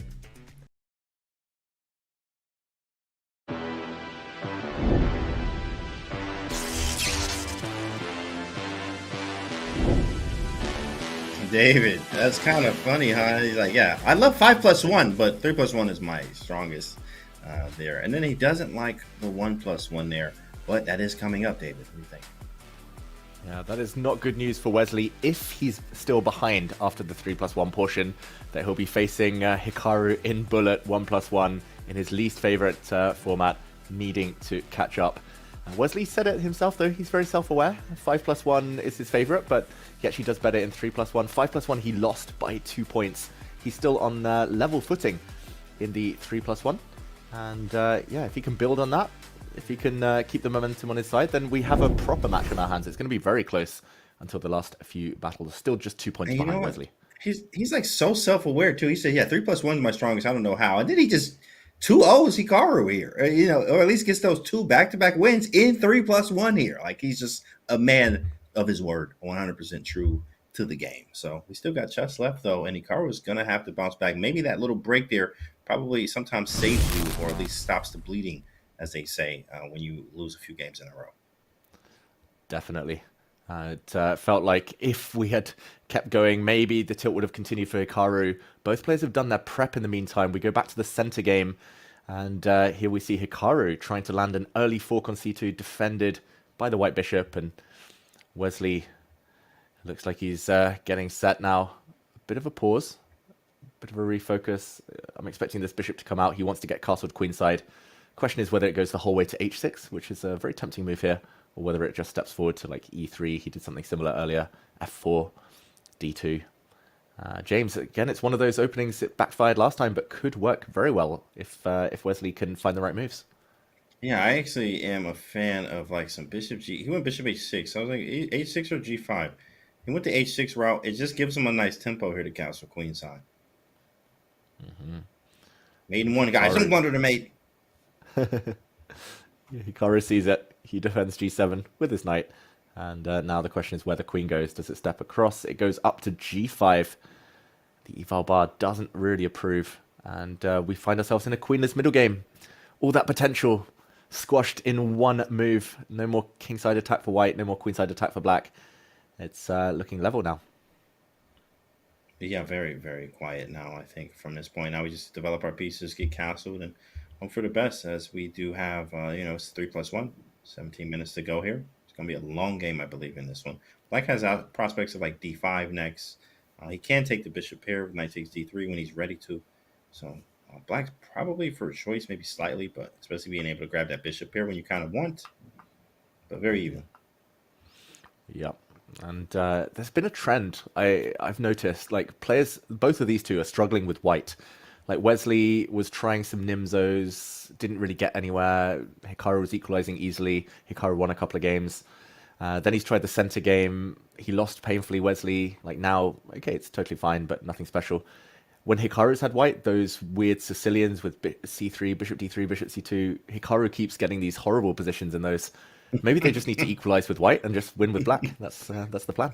Like the Prague talk. In fact, the Dubov Prague, right, where the famous clip here going around. It's like, yeah, draw with white or play equal with white and win with black, which is the other way around in a way. Very interesting. But it's kind of funny you mentioned that because Hikaru was getting very bad positions with that Sicilian he was using. So maybe he'll switch it up. Can't wait to see what happens in the next game too as well. Because this one already, I'm falling asleep here, David. I am about to take a quick nap and be back when this game is over.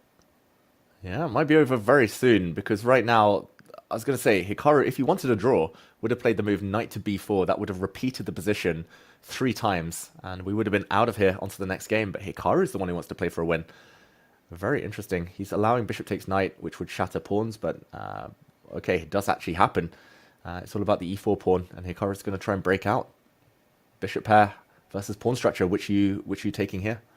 I really like the bishop pair. I'm not gonna lie, bishops are very sharp when you got open positions and etc. Definitely love myself a bishop pair.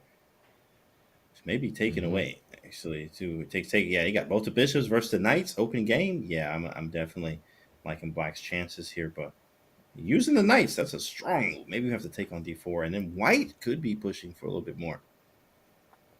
Yeah, Hikaru shaking his head. That was all going well until that last move. He walked into a double attack, c6 pawn, f5 bishop, and now he's gone back, and he might be forced to part with those bishops, as you mentioned. The black bishop is far from home. Knight c5 is going to be a nasty jump. Suddenly, Wesley's got those tempo moves we were talking about, and he's got the advantage. Big one now. Rook e1, will you take back? Bishop takes. Yeah, I mean, white just has the better structure. Same pawns, better structure. You do take white here, bishop pair gone. So kind of misplayed from Hikaru here, or played very well from Wesley, however you look at it. Yeah, bit of both. And the white king is nearer as well. It's more centralized. Big threat of f5. That is stopped now, since the white knight can go back and defend its rook. Very clever from Wesley. And this is a Wesley So type of position, more quiet, doesn't need to do anything special, can grind away, risk-free. What happened, David? Wesley just locked in this format. Like 3+1 is all Wesley right now. Now, of course, he's still down 2 games, and it's a long shot to say anything about him winning this game. But he's just been better. He's been playing better in this. He 2-0 Hikaru. He's feeling good. He's better in this position. Still a long way to go, but he is better. What do you think happened, David? I don't know. We just need to re-interview him, right? We need to ask him again. Do you still like 5+1? It feels like his back was against the wall. He had nothing to lose, and suddenly, like, he brought his best self. And I will mention that's not the first time Wesley's done that. There have been finals in Champions Chess Tours where he's losing to Magnus, and then suddenly he knows he's about to get knocked out, so he just starts going forward, risk-free, stops overthinking, and he takes some important wins. He's done everything right. Oh, beautiful night now. Wesley, I think he's going to get 3 in a row. Wesley 3 in a row. Hikaru, has that even happened in this? I mean, maybe let's get some stats. I'm sure maybe Magnus. Like I'm not sure. Maybe it's happened Ferrugia or something. I don't know. Right, but it's a very rare sighting to say the least. Right, where he gets 3-0 in not Bullet. Bullet is obviously streaky. Things can happen, but in a blitz, a longer time format, 3-0, it's possible here. But will it happen? Time is getting low for Wesley. Yeah, time getting low for Wesley, but at least he has easy moves. Big threat for white is to just go up with the knight to b7. That's why he locked the black a5 pawn. He's just going to try and win it. Just gobble up those pawns, and Hikaru is seeking counterplay desperately, but doesn't have much of a way forward now. The black bishop drops back. Knight to b7, I'm expecting. He goes back via c4. And, okay, Hikaru is trying to knuckle down on the king side to try and create a pass pawn there. Pawn up, though, for Wesley should still be a big favorite.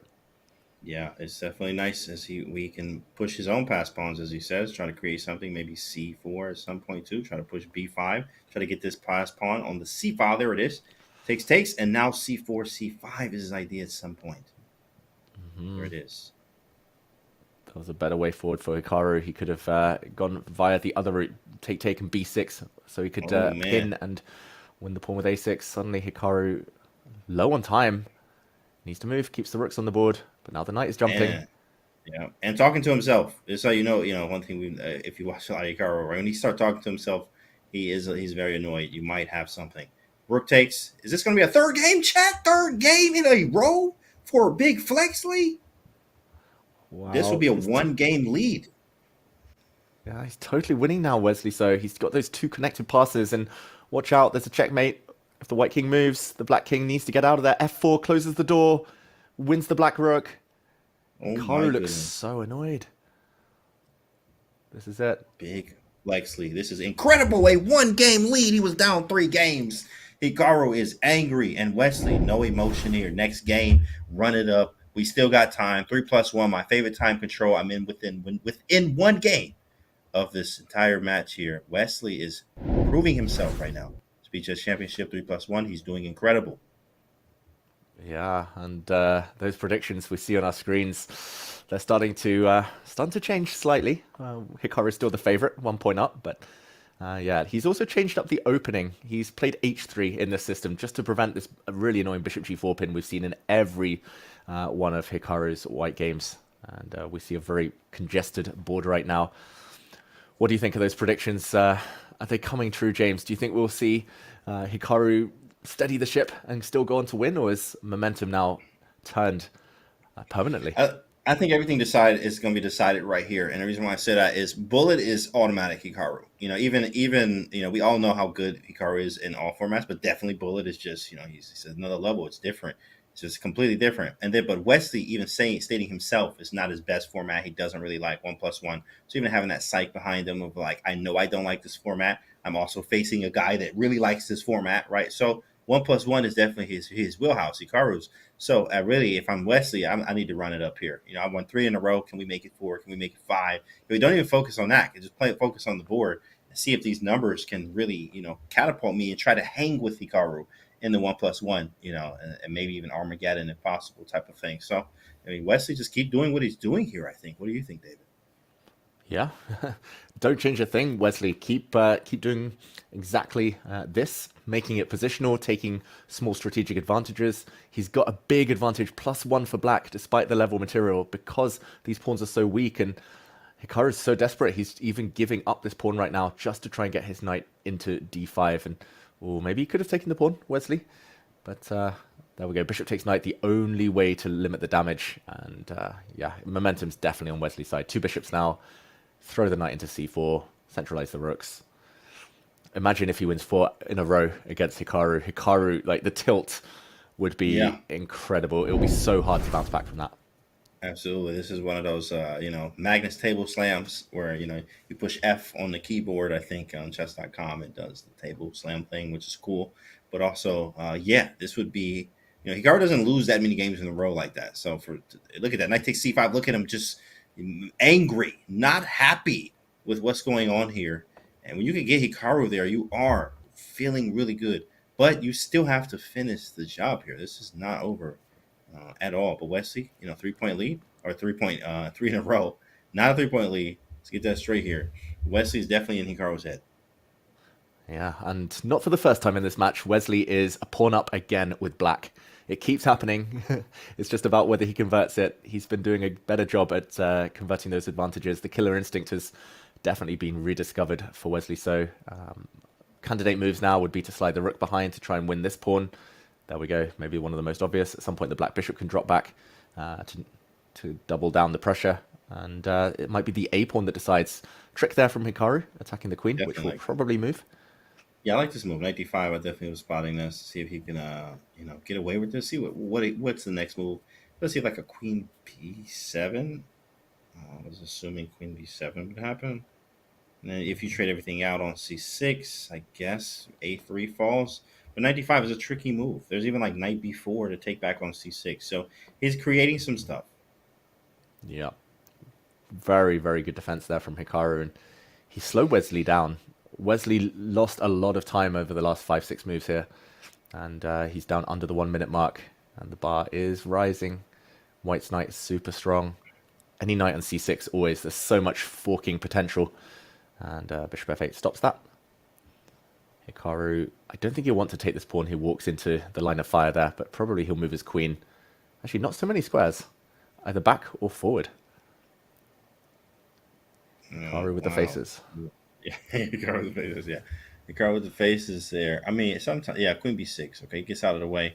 Knight takes e5, still a threat. Does he go back with bishop d7 or bishop to d6? Bishop d6, maybe rook d1 first before capturing, but maybe just take on e5. E5 is still hanging. f6, that's an annoying move to play, but it does stop knight takes e5 temporarily. Yeah, f6 is probably the most ambitious move, but it's super risky. Wow, rook takes f3, Wesley so, and Hikaru pauses. He talks to himself. He doesn't take back immediately. Maybe he's going to play knight takes e5, fork the queen and rook. And the white pawn structure doesn't get ruined. Wesley, has he missed this one? Yeah, I think he missed that one. Rook f3, I was definitely contemplating too. I liked it. Rook takes f3 because the idea is obviously bishop h3, and it's messy.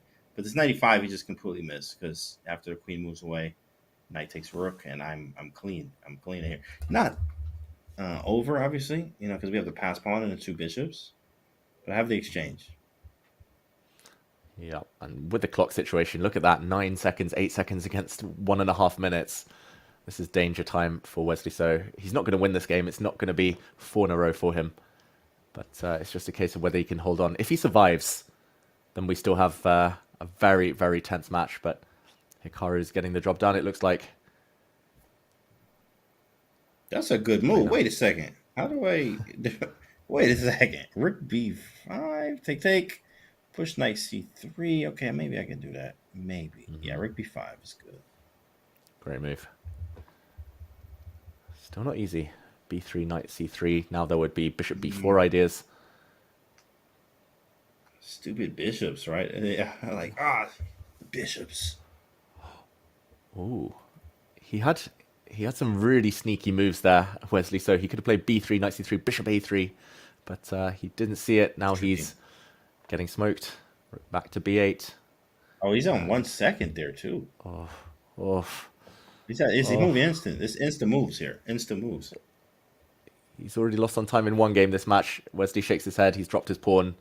Surely the end now.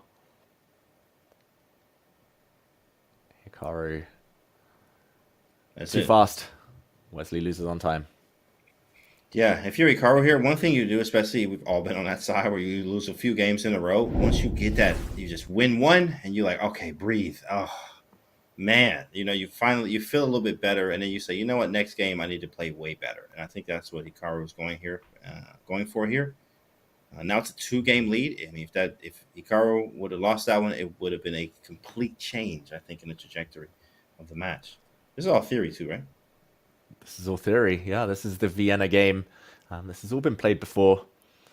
Still plenty of games in the Chess.com database from this position. Black often plays the move bishop d7, and it's a weird pawn structure. I've always thought that this is super high risk for white just because e5 is isolated. You've got double pawns on the c file.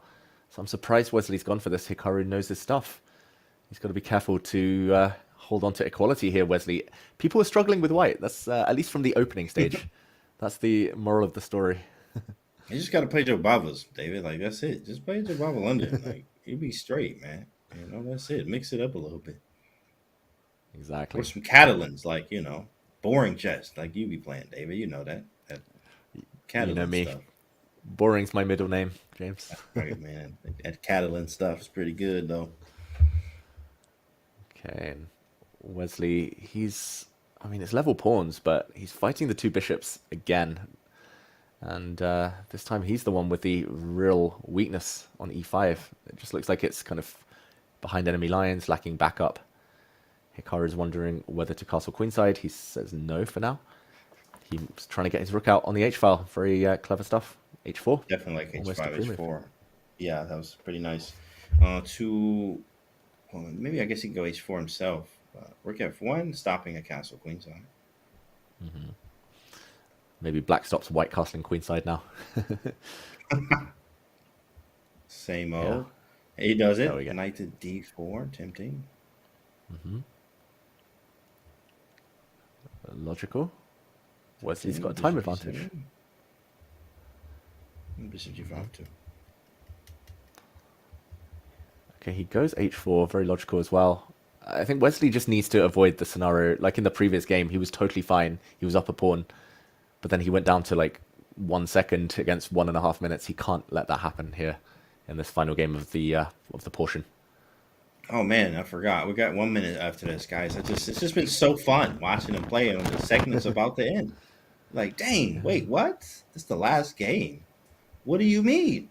We want more chess, and we will have that because we have a whole nother section, probably the most fun, but also the most inaccurate because it's bullet section or segment coming up next.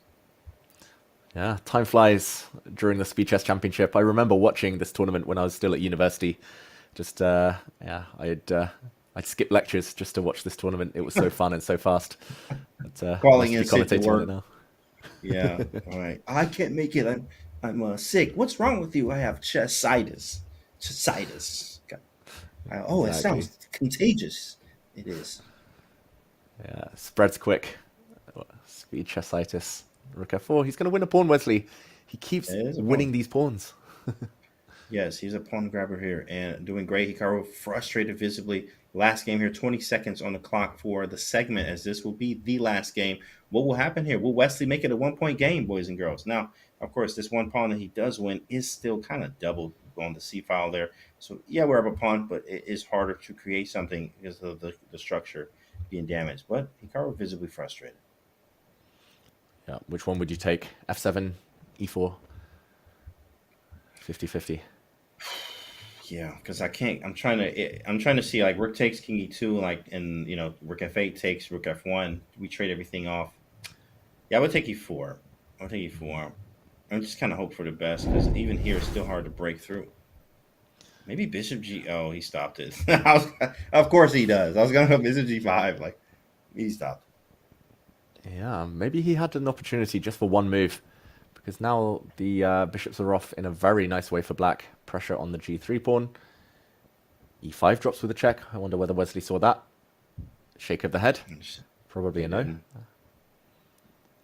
Yeah, I mean, I think a draw, guys. I think this is pretty equal. Take, shuffle. 97% accuracy for both sides so far. Very accurate game. Hikaru leans back. I think only Hikaru can win, really, because he has 2 versus 1 on the king side. The whole queen side is just totally blocked. But yeah, should definitely be a draw with best play. Yeah, maybe throw on some checks. Well, you have to be careful getting the king to g5. I love this move, king e2, king back to f3. Yeah, rook d8, king e2. Yeah, there it is. Will he play on Hikaru? He knows the timer is up. Will he go to the 1+1 with a 2-point advantage? Will he try to grow that advantage by playing on? Okay, he's spending too much time, too much risk. He takes the draw. There we go. Wesley started that run. He won 3 in a row, but it ended on a bit of a low point there. Back to 2-point advantage for Hikaru, and now down to the bullet. 2-point advantage. Guys, we got bullet up next. Who is ready for that? That's going to be very, very exciting. But exciting for who? Okay, well, Hikaru is a favorite, obviously. And Wesley is not so happy with the bullet portion, as we've seen in the interview earlier. He's like, 3+1. I score the best in 5-1. I love the best. 1-1. I love the least. So that's side part going into this, knowing Hikaru's a favorite. We'll see what happens. Maybe he does have a chance. We'll see. Of course, he still does have a chance, guys. And you have a chance, too, to get something very, very fun. Of course, the Neuro gum and mitts there, right? Level up your chess game with Neuro energy and focus products. We've got you covered with natural caffeine and vitamins for when you need to lock in. You can reduce stress and stay centered with calm and clarity. After a long day, make sure you wake up refreshed with Sleep Recharge Melt Away Mints, because good energy is your best opening. Whether you need more energy, calm, or more rest, you can stay sharp with Neuro, saving 15% with code CHESS15 at go.chess.com/Neuro. It's a fairly close match, guys. We already know that. The bullet will decide everything. We'll see you guys after the break.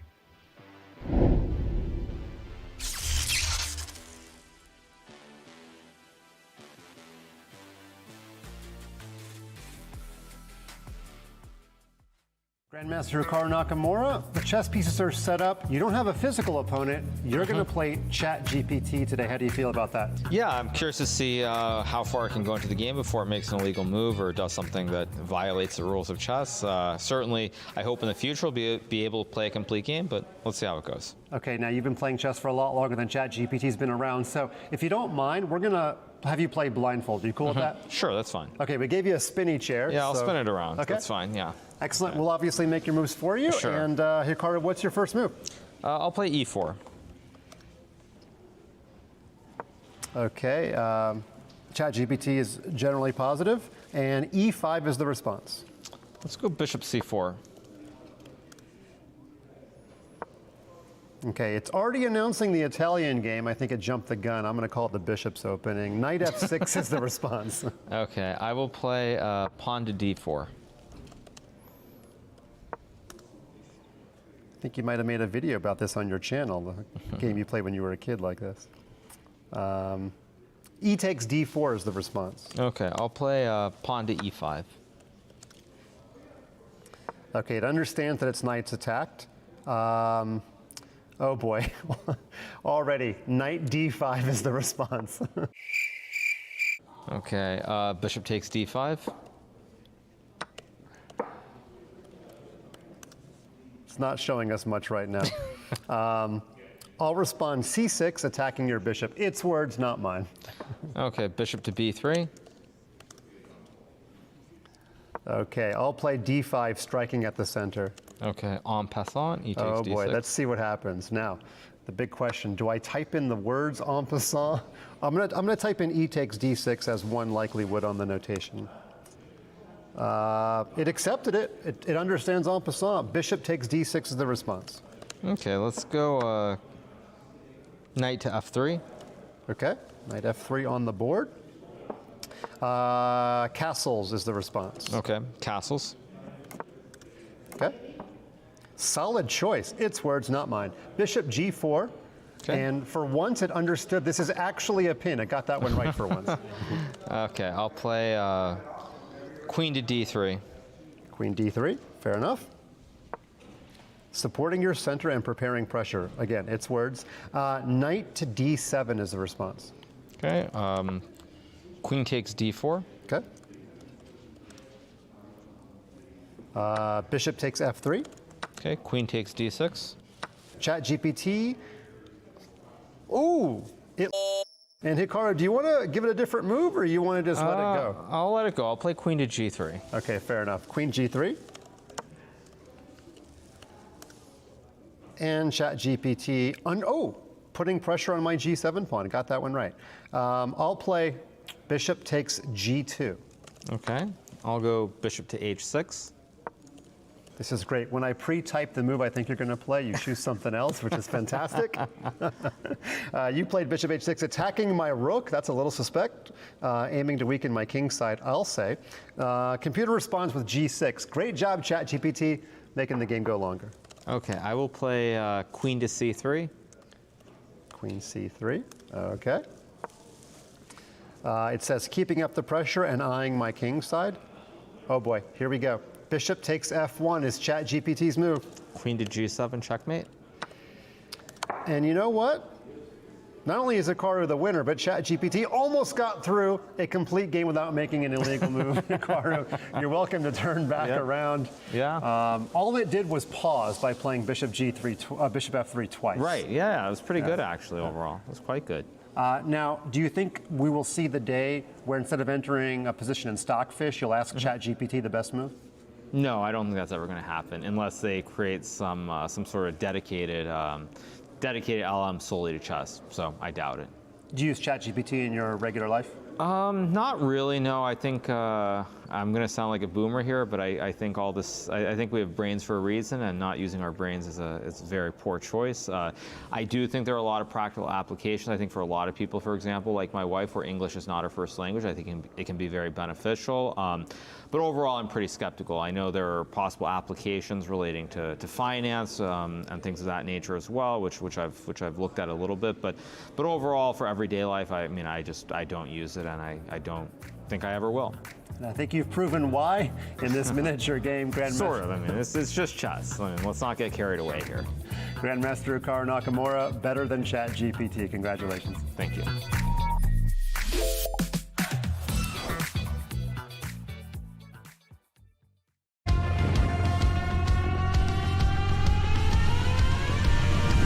Another pep talk? Nah, you're past that. Hype fades, but good energy, that stays. Workout, workday, whatever. We're here for it all damn day. It's never just one thing. Be ready for everything. Mind sharp, focus locked. Don't just move forward. We've got good energy. Neuro Gum and Mints.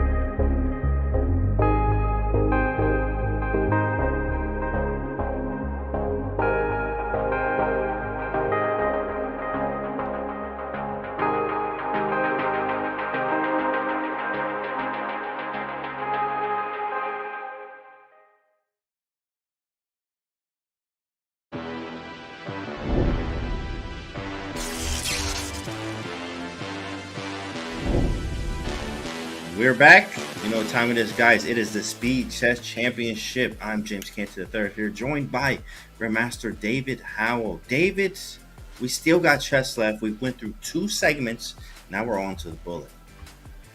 Exactly. We've still got a lot of chess left, a lot of games, most importantly for Wesley So, who still has time to strike back. He ended up losing the 5+1 portion by 2 points, but he held firm in the 3+1. It was a bit topsy-turvy, a bit of a roller coaster going behind, then 3-game winning streak, and ultimately losing and drawing one at the end. But that means he's within striking distance. And if he starts well in the 1+1, he still has chances, Wesley, of a comeback. Hikaru, meanwhile, will be aiming to do what he does best and show his speed.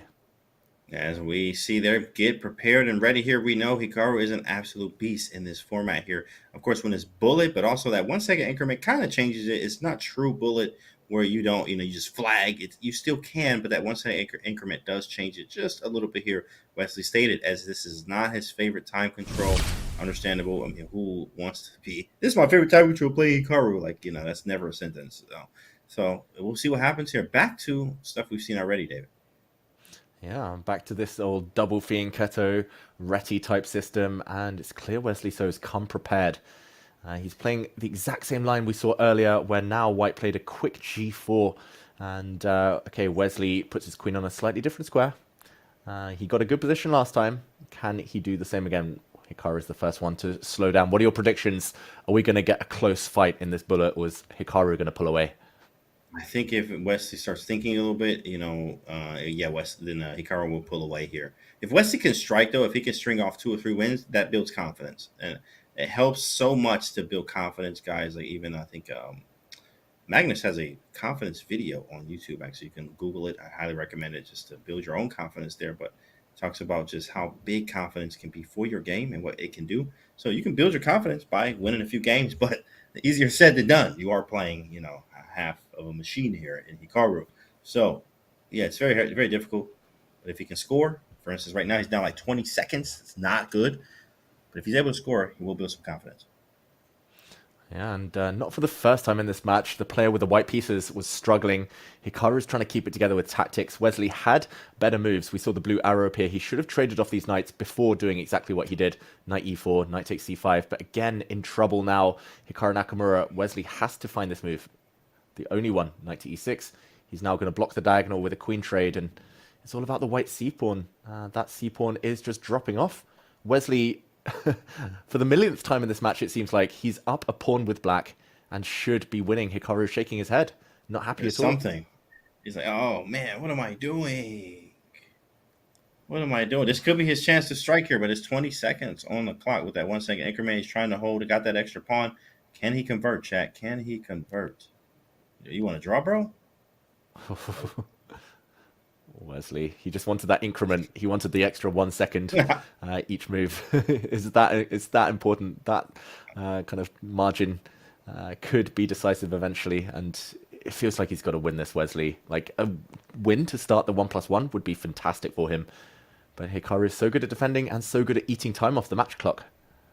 Oh, yeah, that is another thing. Eating the clock up is another strategy to use. Even when you're losing, right? Just try to make that extra move. You got to checkmate me. You got to play the game out all the way.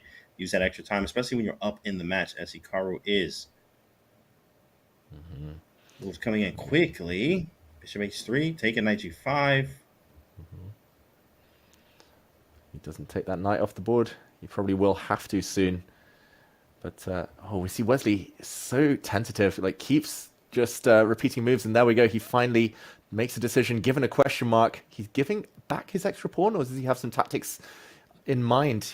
I think he's just given back the pawn for no reason here, and it's back to a level endgame. How does Hikaru just keep doing this, keep surviving these difficult positions? Yeah, it's one thing. F4 is a strong move, which he finds. Of course, he does. In King F2, we get the game restricting King. But yeah, it's his format. This is bullet with Hikaru, right? That's how it is. Very fast, finds the moves, puts you under time pressure here as Wesley is under.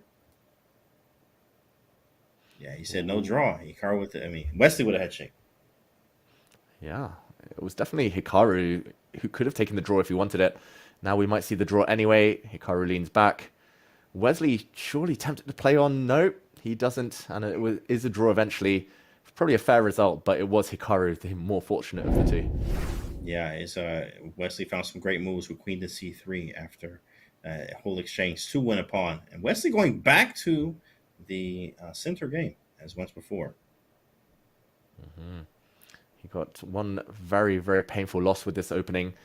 Before a better game a bit later on, Wesley, so he got a win. So it's 1 out of 2 in this opening so far. But this is the whole idea, right? G5, H4, H5, you can pre-move, which maybe helps with bullet. Definitely, yeah. And sometimes I like to wait to play G5 until I get a knight on G3. That's kind of like a general thing to deter knight H5 type ideas and be able to swing in F5. But bar swinging. Yeah, big missed opportunity. We saw the red X appear. Black could have taken this knight off the board, and there was a nasty knight fork, knight takes F3. So quite an elementary tactic, but not a very kind of normal one in this opening. As we see the players repeat, will Wesley go back with his queen to allow bishop takes G1? Nope, he chooses a better square. Defends the F3 pawn.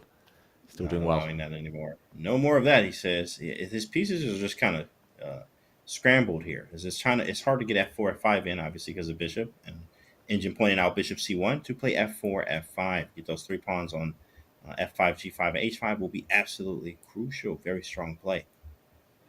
Knight D5. Knight A4, okay. The other way. Wow, that is a weird decision. Knight D5 looks so natural, getting the bishop pair. Now this knight is just horribly placed. That was strange from Wesley. Maybe wanting to just surprise Hikaru a little bit, but still better, still with a big advantage. If he can find the right way forward, at some point he's got to push F4 or G6.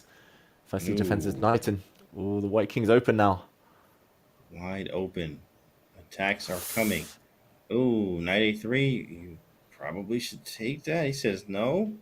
King A1. This is scary. Bar thinks the same. Knight to C4. Wanting to open up the diagonal for the queen. Yeah, you have to take that. Otherwise, black just mates with queen to E5, and the 2 knights are stronger than 1. He's going to do it anyway, and knight back to A3. Goodness. Yeah. Knight back to A3 is over. Bang, bang. Wesley. Check up. Rook B2. Yeah. C6 also good. Knight F6 check. I think he's just going to move his king out of the way. King to H8, and he's threatening mate. Too strong. Yeah, Wesley needs to stop playing this one. I think Wesley just needs to all together don't play this one anymore. And he had 2 very mean losses with this one, with this opening, and Hikaru just got this one figured out. Yeah, Like, even if his position is objectively good, Wesley, like, he's just been bamboozled in the tactics, and there we go. Hikaru takes the win. That was a very important win for Hikaru. 3-game lead now, 18 minutes left. Wesley, yeah, it just felt like putting his knight on the edge of the board was so counterintuitive, and he was punished for it. Yeah, and it's so hard to, obviously when you get these tactical skirmishes with Hikaru here, it's just difficult. And Wesley was now within 1 point, and now down 3 here. Hard to see. 17 minutes to go. Yeah, he needs to keep up his good streak with the black pieces. Keeps getting good positions, just needs to finish some of them off. But it looks like a reverse Grunfeld now, the pawn structure. White with pressure against the black center. And yeah, this fianchetted bishop just fantastic. Wesley is trying to keep things together with his queen. Maybe he's going to try and slide off and trade off White's MVP, the bishop here on g2. Still looks like a good position for black. Still alive. Playing a bit quicker than he did in the previous game, Wesley, so that is impressive. With a long think here, too. Very nice long think. Does he take? Head shake. He's like, what do I do? Pawn takes does allow him to, take with the c pawn and get rid of the weakness. So I think it was a very nice move. 92, clever.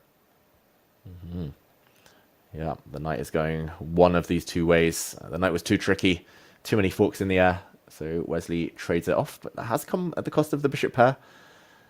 Does feel like White's bishop on g2 is better than the black knight right now. So small advantage for Hikaru Nakamura. Can he turn it into anything bigger? Queen trade. Lots of endgames between these two. Yeah. Super equal. Doubling works out definitely like this. So we can take, and man, can I do anything on the file? Really not a lot. I mean, it's like a paper tiger, as they say. Yeah.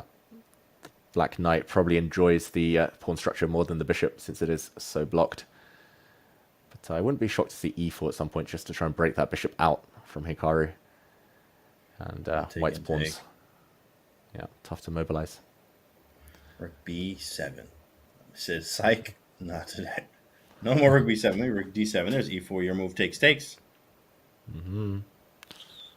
black rook, luckily not trapped, but it can't go off the a file since a5 would hang. What does Hikaru do? Does he take the draw, or does he try and eat time off the match clock? Definitely looking to eat the time there. Takes, and rook a7 is likely something to be played. Could repeat again, get a little bit more time. He can do it now. Take, rook a7. The a5 pawn was indefensible, but he waits Hikaru and back to level. The black rook is really passive, but now trying to get active, Wesley, so. I do like he's going behind the pawn here. I mean, we have some chances as white. a4 is strong. There it is. a4, and rook takes pawn. Maybe bishop c4 first. He does go for it, but a5's not hanging anymore. Yep. And suddenly the white rook looks nice, but not doing too much. Black's pieces, ooh, especially after this, look fantastic. Black needs to somehow get the knight to f4. What? He's played a huge f4? blunder. It says What? takes. Wesley back in the game. Check. Head shake. Oh my gosh. Why king g6? That was an odd move. He's always up a pawn, Wesley, so, but he needs to win this game now. He's always up a pawn with black. He moves his rook the wrong direction. He should have gone to a1 with the black rook. Ooh, Hikaru able to save this game. Rook takes should be a draw. We say should be. What's the time look like? Yeah. Wow. Check. Oh, he loses the pawn. Oh my goodness, what happened? He's lost the pawn, Hikaru, and he's not doing this anymore. King takes rook. The black king is getting in front. Wow. Wesley takes the win. Hikaru really should have been able to save that there. Nerves, I think, for both of them in that game. Too fast, too furious. A little bit too fast, a little bit too furious. And, of course, Wesley back in the game. 2-point lead, 13 minutes to go. Just under 14, actually. Calculation over everything, right, James? And he nearly calculated that in game, but that king of pawn one, I think he just realized he didn't realize the white king would be slightly too far offside. That's all it takes is that one blip and that one disconnection and thinking, not thinking enough. Obviously, it's easier said than done, guys. This is bullet chess. And 1 second increment here. But now I think Wesley with a nice position here by playing against the hanging pawn structure with D and C pawns. got a nice bishop on b2. I definitely like white's position. Yeah, that bishop is definitely the most valuable piece. Big pressure on black center, and the eval bar going crazy here. Bishop takes knight, followed by dropping the white knight back to d3 is a fork. That would have won the c-pawn. That would have been a decisive advantage already for Wesley. So now black has to find knight e4. I think that's an easy-ish one, but the follow-up is still difficult for black. There's going to go queen h3, which is on the board now. You can kick these knights away. Very strong in the center, but can be kicked away. f3, queen f5. What a move. That seems so crazy. Like, Hikaru leaned in like, what? Queen f5?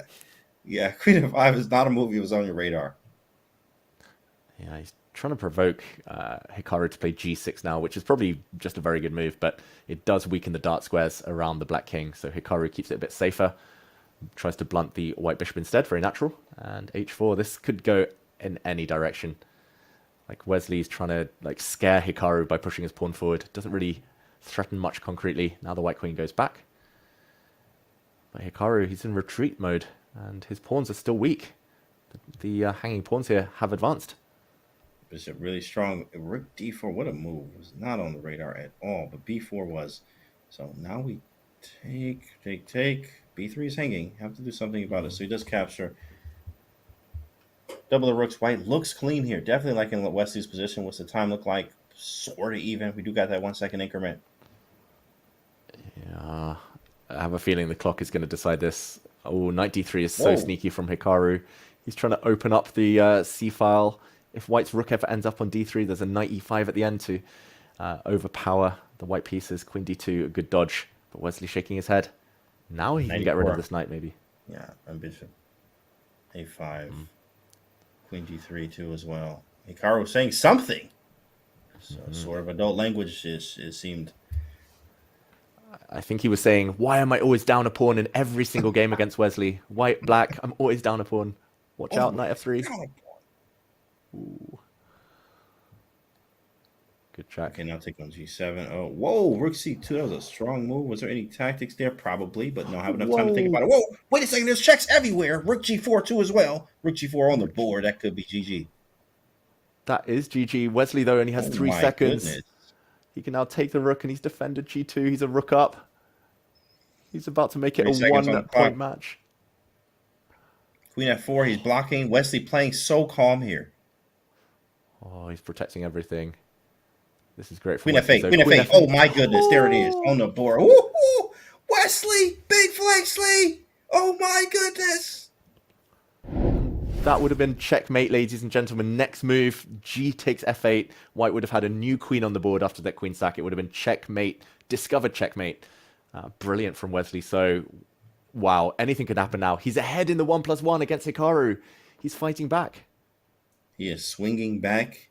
Hikaru is definitely mad here, and of course, this is his segment. And of course, maybe did Wesley fool us all? Maybe he just said that. I saw somebody in chat say that.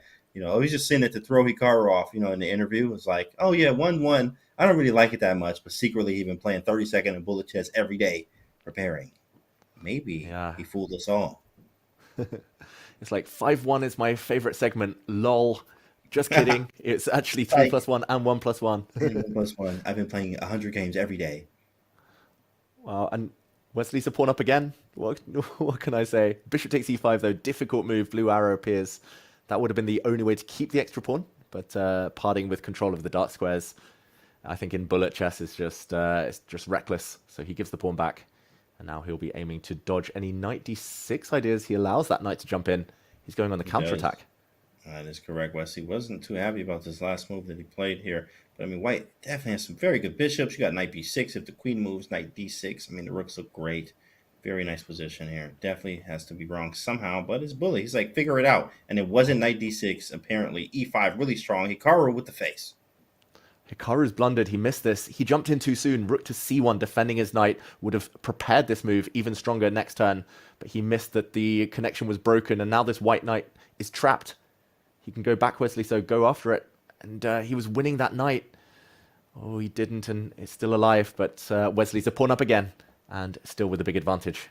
Story of the day. Wesley So just being a pawn up. He must have just been taking some lessons with Yasser or something. The way he's just grabbing these pawns every game here, David. What is this? Yeah, pretty much every game, and he just has to avoid knight forks.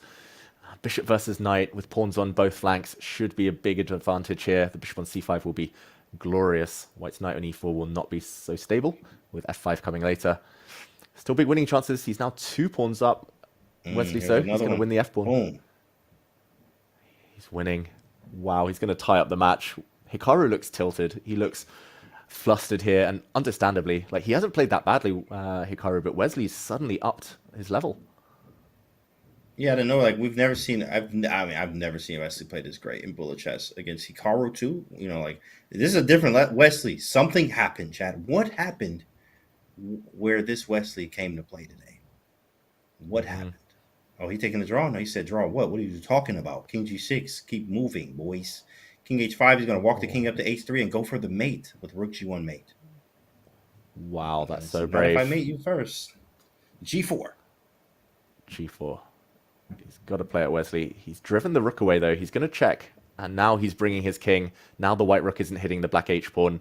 Now it's mate in 1. Look at that. Beautiful. Hikaru blunder mate in 1. Oh my goodness, it's a tie match. Big Flexley, get off me, says Wesley. So it is a tie match, boys and girls. Anything can and will happen. Wow, he's just mated Hikaru twice in a row. Like, rook g1 mate was nice. Queen f8 mate previously was just equally beautiful. Wesley So has just mated the world number 2 twice.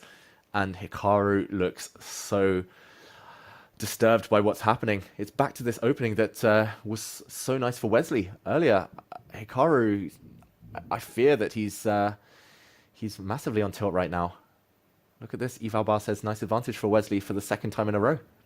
Yeah, this is incredible here. I mean, Wesley playing on a different level, hasn't moved, hasn't smiled, hasn't done anything since he got here, you know, in this 1+1 today. It's a different Wesley. Never seen him play like this, especially against Hikaru. Play incredible right now. He's tied the match, guys. He was down almost 4 games. Ooh, that being said, he might have missed this one. Hikaru upping the speed and setting a trap. The white queen was attacked on the e-file, and the knight was attacked as well. She's having to kind of sneak her way to safety. And knight c3, apparently a very strong move for Hikaru. He finds it. Beautiful deflection of the white queen. Oh my goodness. Way to strike back, big dog. Way to strike back, big dog. That was gross. Okay, so queen takes, knight takes, and then queen f3, hopefully. Only way to cling on. Otherwise, it's just resigns for Wesley. So it's ugly, but he has to do it. Look at this pawn structure. And now there's a knight fork in the air. The black pawn is going to sit pretty on d3. Very good position. And the extra 30 seconds for Hikaru. Oh, Wesley's blundered a fork. Oh my goodness. Oh, look at Hikaru with the flex. I don't know what he said there, but he's locked in. He is hype. He is hype. He was pumped after that. Let's go. Got him. Wow. Wesley's really struggled with white in this match, but he's still alive. There's under 5 minutes now. This could be one of the last few matches, or one of the last few games, sorry, in the portion. Wesley needs to win with black. He needs to do it again. Yeah, I mean, this is different. Wesley, it's really anyone's game here, and the momentum is in Wesley's favor. Now, let's see what happens here. That's a 1-game lead. If Hikaru wins again, it's going to be very, very scary for Wesley. He will be in sort of must-win territory. Yeah, and the blue arrow appeared on knight to e4 a few moves ago. And even here, he plays that move, knight to e4. He's got a huge advantage again with the black pieces. Hikaru's openings with white have been... something has been a bit off. And there we go, shake of the head. He's struggling to hold. Now he's facing the 2 bishops, backwards c-pawn for white. This is really, really difficult, this position. e4, and the black bishop is going to be unleashed. Guys, you got to remember, too, what happens in overtime, right? There's going to be 4 1+1 games. So, you know, if it's still tied. And if it's still tied, then we got Armageddon. You know, so what do you guys think, chat? Predictions. Will he do it? It's very likely. It's very possible.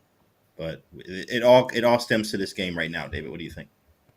Yeah, it's too tough to call. I think objectively, Wesley is pretty much winning this position just because White's knight is so bad. I think probably he gets another game. Either way, there we go. The white knight had to try and gamble and take a pawn, but it's going to find itself offside. If we do get another game, it's just about who holds their nerve. Unfortunately for Wesley, he's white, and the player with white keeps getting horrible positions out of the openings. So I don't know. It's one of those. It might just be a one-game shootout for glory. That is kind of funny. Like, they've been just crushing each other with black every game. Black's just winning. Okay, he goes for opposite color bishops, Wesley. So I think he feels he's got so much domination, he can just walk his king through on the dart squares. But the white's rook does have one open file. Maybe he sold his advantage a bit too short here, Wesley.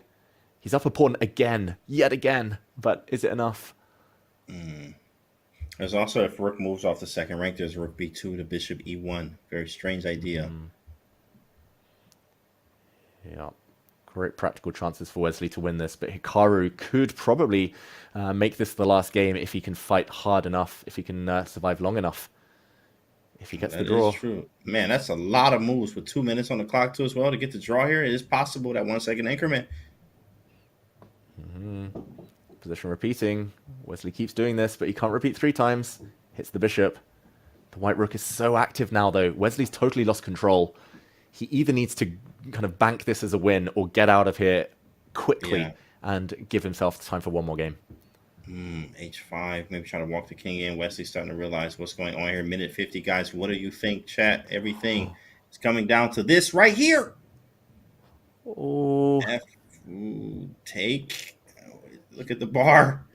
Look at the bar. Yeah, one. Oh, H4. Oh, he found the right idea. Big fella. That was so strong. Rook H7 behind the pawn. Yeah. G5, and we walk the king up. Or just it's cemented now. Black has 2 big strengths here. The extra pawn, but also the H4 pawn is so strong. It can never be allowed to advance. And now the black king is free to run. The white rook is just trapped here on H5, on the H file. Oh, Wesley's so close now. 1 minute left on the match clock. Will he tie it up just in time? He's going round in circles, though. Yeah, this feels like this is so close to being that little draw by repetition. Like, it's so close to that. Oh, my goodness. What is the winning plan? Oh, he's let it slip, Wesley. He now needs to trade off rooks. Rook to e5. Only move to keep the advantage. He needs to realize that that was a winning endgame, but he doesn't. He drops his b pawn. Wesley, so he's also running out of time. He's lost his advantage. It's over. It's over. 20 seconds still on the clock. Yeah, this one's it. Unless he gets one more game with time. He needs to get out of there now. 16 seconds. Find some mate ideas. Oh no! And there we go. It's over. It's over. The rook trade, Wesley. Wesley exhales. It was so close. He was one move away earlier, from just one accurate move away, but a smile from both players. Fist pump from Hikaru. We reach move 100. Oh, poor Wesley. So close, but Hikaru clutched up so impressively, and it is a draw. Hikaru takes the match 11-10. Wow. He can breathe a sigh of relief there. My goodness, Hikaru makes it and beats Wesley So. And he goes to London. Who's going to be in London to meet him there? But at the same time, Hikaru got it done, boys and girls. Wesley was so close, David. Wow, incredible. Oh, the heartbreak on Wesley's face. Like, he woke up. He brought his best chess. He was incredible. He had so many chances. He outplayed Hikaru on so many occasions, but ultimately just one hurdle too far. And for Hikaru, I think surviving this match, he'll believe he can go on and win the Speed Chess Championship now. Like, qualifying for London is such a big bonus, but I think relief is the #1 emotion for Hikaru Nakamura. Man, you can breathe a sigh of relief, and we're going to breathe as well, guys. I need everybody to just gather yourself, get your questions ready. We're going to go on a short break, and we'll be back with an interview with Hikaru Nakamura.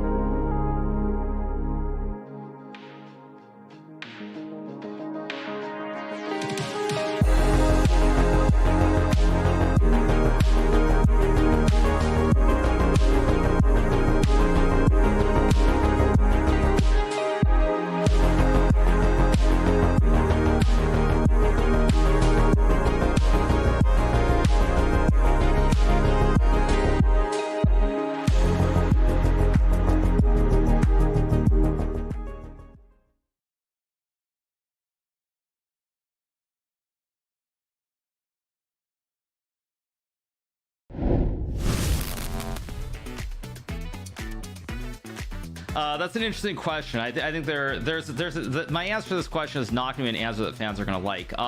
You know, it is going to be very tricky having to travel to London in the midst of trying to prepare for the candidates. So I am looking forward to this match. Hopefully I'll win and make it to London, but I will say frankly that if I don't make it, I'm not going to be too heartbroken, just because it will give me more time to prepare for the candidates tournament.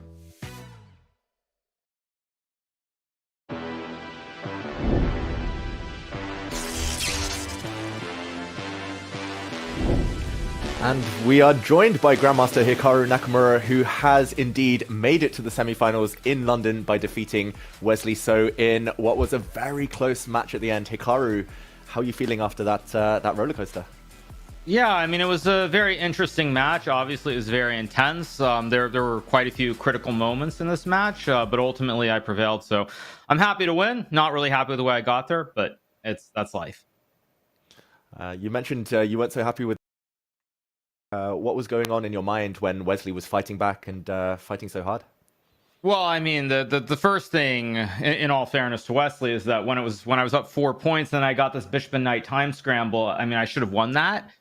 With the trend of the match, the way it was going, if I win that game, it would have been a complete blowout, which, and in all honesty, is probably how it should have been. But for the fans, it was better that didn't happen. And then I tilted very badly the next game, and for some reason, I just couldn't really find the rhythm. And Wesley really started turning up the heat. Basically, after I lost those 2 games in a row to get to where it was +2, that's when I kind of never really felt very secure in the match after that point. So you know, I would also add that unlike past years, I think I still am pretty good in the bullet portion, but I don't think I'm as good as I once was. So that probably didn't help matters. Normally, I feel like if I get to bullet and I'm not down, I'll just win the match. But Wesley played very well after that, and I think he was feeling the momentum, feeling very inspired. Unfortunately, I was able to win that game right before the end. And I mean, even this last one was really, really bad by me. I think unfortunately, chess is it's a different game than it used to be.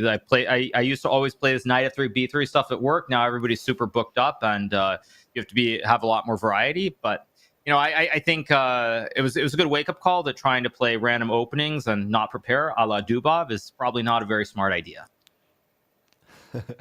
Yeah, it's a double-edged sword, right? And Hikaru, we heard you in an interview just a few moments ago saying that, of course, if you didn't make it to London, you've got other stuff going on, the candidates, the birth of your child. Now that you have made it, how do you feel about that? Well, good news. When I did the interview a couple of days ago, I thought that was the only event. But in fact, I'm actually very happy to be going to London, because right after London, there's a freestyle event in Germany. So I'll play the SCC in London, and I'll go from London to Germany for that event right away. So what I said 2 days ago was true at the time, but now I can play that event, and I'll just skip anything else in like March. So it's going to be a lot of fun. So I'm actually really excited. Whereas 3 days ago I was not excited when I did the interview, but now with the chance to play both London and freestyle back to back, it's very good. So I'm looking forward to it. I'm probably going to have a matchup where I actually will need to do serious preparation against Ali Reza. I'd be honestly shocked if I'm not playing him in the semifinals. But nonetheless, it's good to be there. So you think he's a big favorite in his quarterfinal? I mean, I feel like Ali Reza these days is, I mean, in my view at least, is probably the best bullet player in the world. I don't really think there's, at least in my mind, I think I can still compete, but I think he's probably the best bullet player. I struggle to see Nepo keeping up with Ali Reza. I mean, Nepo is also getting older. Ali Reza, he's getting older in a sense, but he's still extremely young. So it's really, really hard for me to see any world where Nepo wins, unless Nepo is able to dominate, say, the 5+1 portion. If Nepo can do that, he has a chance. But I would say the odds of Ali Reza winning are, I mean, probably like 90%. Wow, no, fair enough. He's a very, very quick player. And also, you touched upon the prospect of candidates now. It's on the horizon. What's your preparation going to look like ahead of that? I guess London and freestyle will be good prep, but what else do you have planned? Yeah, so just looking at the schedule of when the candidates is a little bit earlier than I would have liked. I would have preferred it to be more like starting in the middle of April, like it has in years past. But I was actually not sure what I was going to play, because I did intend to play one tournament before the candidates. But with freestyle, it makes it very easy. So I will be, if the schedule works out, I'll be going to India for the Global Chess League in about 3.5 weeks, schedule permitting, or life permitting, I should say. if I can, I'll play there, and then I'll play the SCC in London, and then I'll play freestyle in Germany, and that'll be it until I play the candidates in Cyprus. So I will be preparing quite hard. I've actually already started getting ready ever since the final game in Washington about a week ago. Nice. I think the whole world is already looking forward to the candidates next year. And Hikaru, just before I let you go, we have a couple of quick questions from our chat. And NA Systems MTG says or asks, lots of games where you were down a pawn with white. Was it due to kind of shaky opening choices, or was Wesley just well prepared?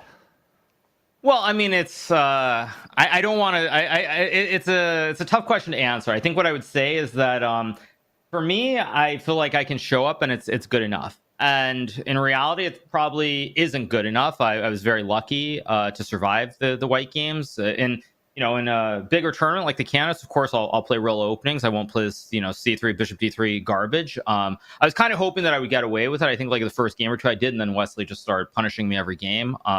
And I didn't really have a backup plan, honestly. So I kind of just started playing Knight 3, E3, B3 stuff. That was my way of getting away from playing like a proper open Sicilian or a Rossalimo. But it's something where I came in with a very basic strategy, and it wasn't good. And I think that's kind of why it's very hard to. It's really a good example of why it's hard to play chess, classical, rapid, whatever it is, if you're not well prepared, because everybody knows what to do against all sorts of different openings. So it's more that I didn't do preparation, and I got punished. I mean, I know I won the match, but I got punished out of the opening in most of these games, especially with white. And it's a good reminder that you can't just show up and play. Yeah, it's very relatable these days. Whenever I play classical, I'm trying the same thing, but with I mean, the other thing that's very weird is I don't know if they played parts of the interview from the other day, but like I really like playing 5-1. Like 5-1 is my favorite time control now by a big margin, because I really like thinking. I really like trying to play good moves. And you probably noticed in the 5-1, I usually had good positions, at least with black, but I was down like 2 minutes on the clock every game. And at 3+1, I started moving a lot quicker, and the flow wasn't there in the same kind of way. So I actually really like 5+1 the most. And like if the whole event were 5+1, I'd be happier with that than 3-1 or 1-1, because I like thinking. Unfortunately, I really like thinking these days. Yeah, it's funny you say that, because Wesley said the exact same thing. He said his results were better at 3+1, but he enjoyed the 5+1 more. Maybe the players can get together and make that a tournament. Yeah, I mean, the format is good. It's just the brains, the processing isn't as fast as it once was. It needs an upgrade. Kind of hard to do that though for a human. I know the feeling. And final question, Hikaru. Marcinasso asks whether you'll be more active over the board if you become world champion. Very, very, very unlikely. Having said that, the landscape is very unclear currently. I think we have to wait and see what happens in 2026. I think there's supposed to be a pilot event or test event for this total chess world championship, I think it is. So there's supposed to be a pilot tournament. Have to see how that goes. Have to see if there is a real tour in 2027. Have to see what happens with the Grand Chess Tour. I mean, there are a lot of different tours and things of that nature.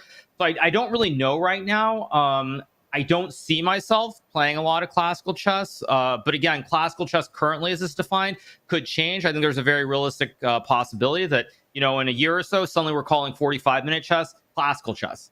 So the definitions are, it's kind of hard to know what the definition will be. If it remains the way it currently is with like 90 minutes or 2 hours, I don't really see myself playing that much classical chess. I mean, maybe a tournament here or there, but definitely not like the Grand Chess Tour or anything of that nature. So I think that more or less answers it. But if the total chess thing becomes a major thing, with the quicker games, there's a decent chance that I'll play those events. Awesome. And Hikaru, that just leaves me to say many congratulations. Thanks for spending the time with us as well. And see you in London. The fans will be awesome. very excited. Yeah, have a good one, everybody. Hope you enjoyed the match. Bye. And there we go. It is confirmed. Hikaru Nakamura, we will be seeing him play in London in February. After knocking out Wesley So from the bracket, he will face either Alarosa Farusha, he thinks that's likely, or Jan Nepomniachtchi when he gets there. Magnus Carlsen as well has booked his spot. That just leaves a couple of quarterfinals left, James. And if they're anything like today, then they're going to be equally fun to watch. Yeah, I mean, it's been actually great to hear Hikaru talk, and of course, just everything that's on his mind and things coming up and etc. here. And he's going to London. course, as you see there, we still have matches there. Magnus is going to be there too as well. I mean, of course, it's Magnus. Then you got Hikaru, of course, and now we have Ali Reza and Jan Nepomniachtchi, and then Denis Lazovic and Hans Niemann here. So it'll be amazing. I'm actually cool to see what happens or who with the next matchup too as well, David. What are you looking forward to the most here in these last few matchups here? Which one? Oof. It's always fun watching Alireza. I'm surprised Hikaru said 90% chance that he would beat Nepomniachtchi. That's very high odds. We talked about numbers earlier, but yeah, Hans Niemann against Denis Lazovic as well. Clash of the young guns. That's going to be, I think, a very close one. I wouldn't be shocked if that comes within a point or two of each other. How about yourself, James? You know, I'm always looking forward to. I love seeing Denis Lazovic and Hans too as well. They're younger players, and of course, Denis having that very positional style there, and then Hans obviously a force to be reckoned with just positional and tactical chess here. But I gotta always see my guy Firouzja, right? As that's the next matchup coming up. So Firouzja and Jan Nepomniachtchi, definitely want to see that, especially when Firouzja gets very hot. I mean, it's dominating performances like he did in the Bullet Chess Championship, where he just went crazy. So. But as we saw with Hikaru was like, yeah, it's going to be Jan's job to try to dominate in the slower time controls, 5-1 and a 3-1. But this match is coming up, guys. Make sure you're there. I'll be there November 20th, 11 a.m. Eastern time. David, are you going to be with us on the 20th, David? I will. I'll see you there too, James. I can't say no to the Speed Chess Championship. Absolutely. I totally understand there, guys. I'm excited for it. So I know you guys are too. What do you think, chat? We want to hear from you with this next matchup. And of course, who else is going to London? There's 2 spots left. That's it from us. David, you got anything to say from the chat before we see him on later this week? Oh, I just want to say that was an incredible match. And the next match is on a rest day at the World Cup. So no excuses for anyone watching to not join us at the next one too. No excuses, guys. Of course, make sure you're here on November 20th, 11 a.m. Eastern time. We're going to be here and have a great one, everyone. It was a great time being with you guys. We'll see you next time.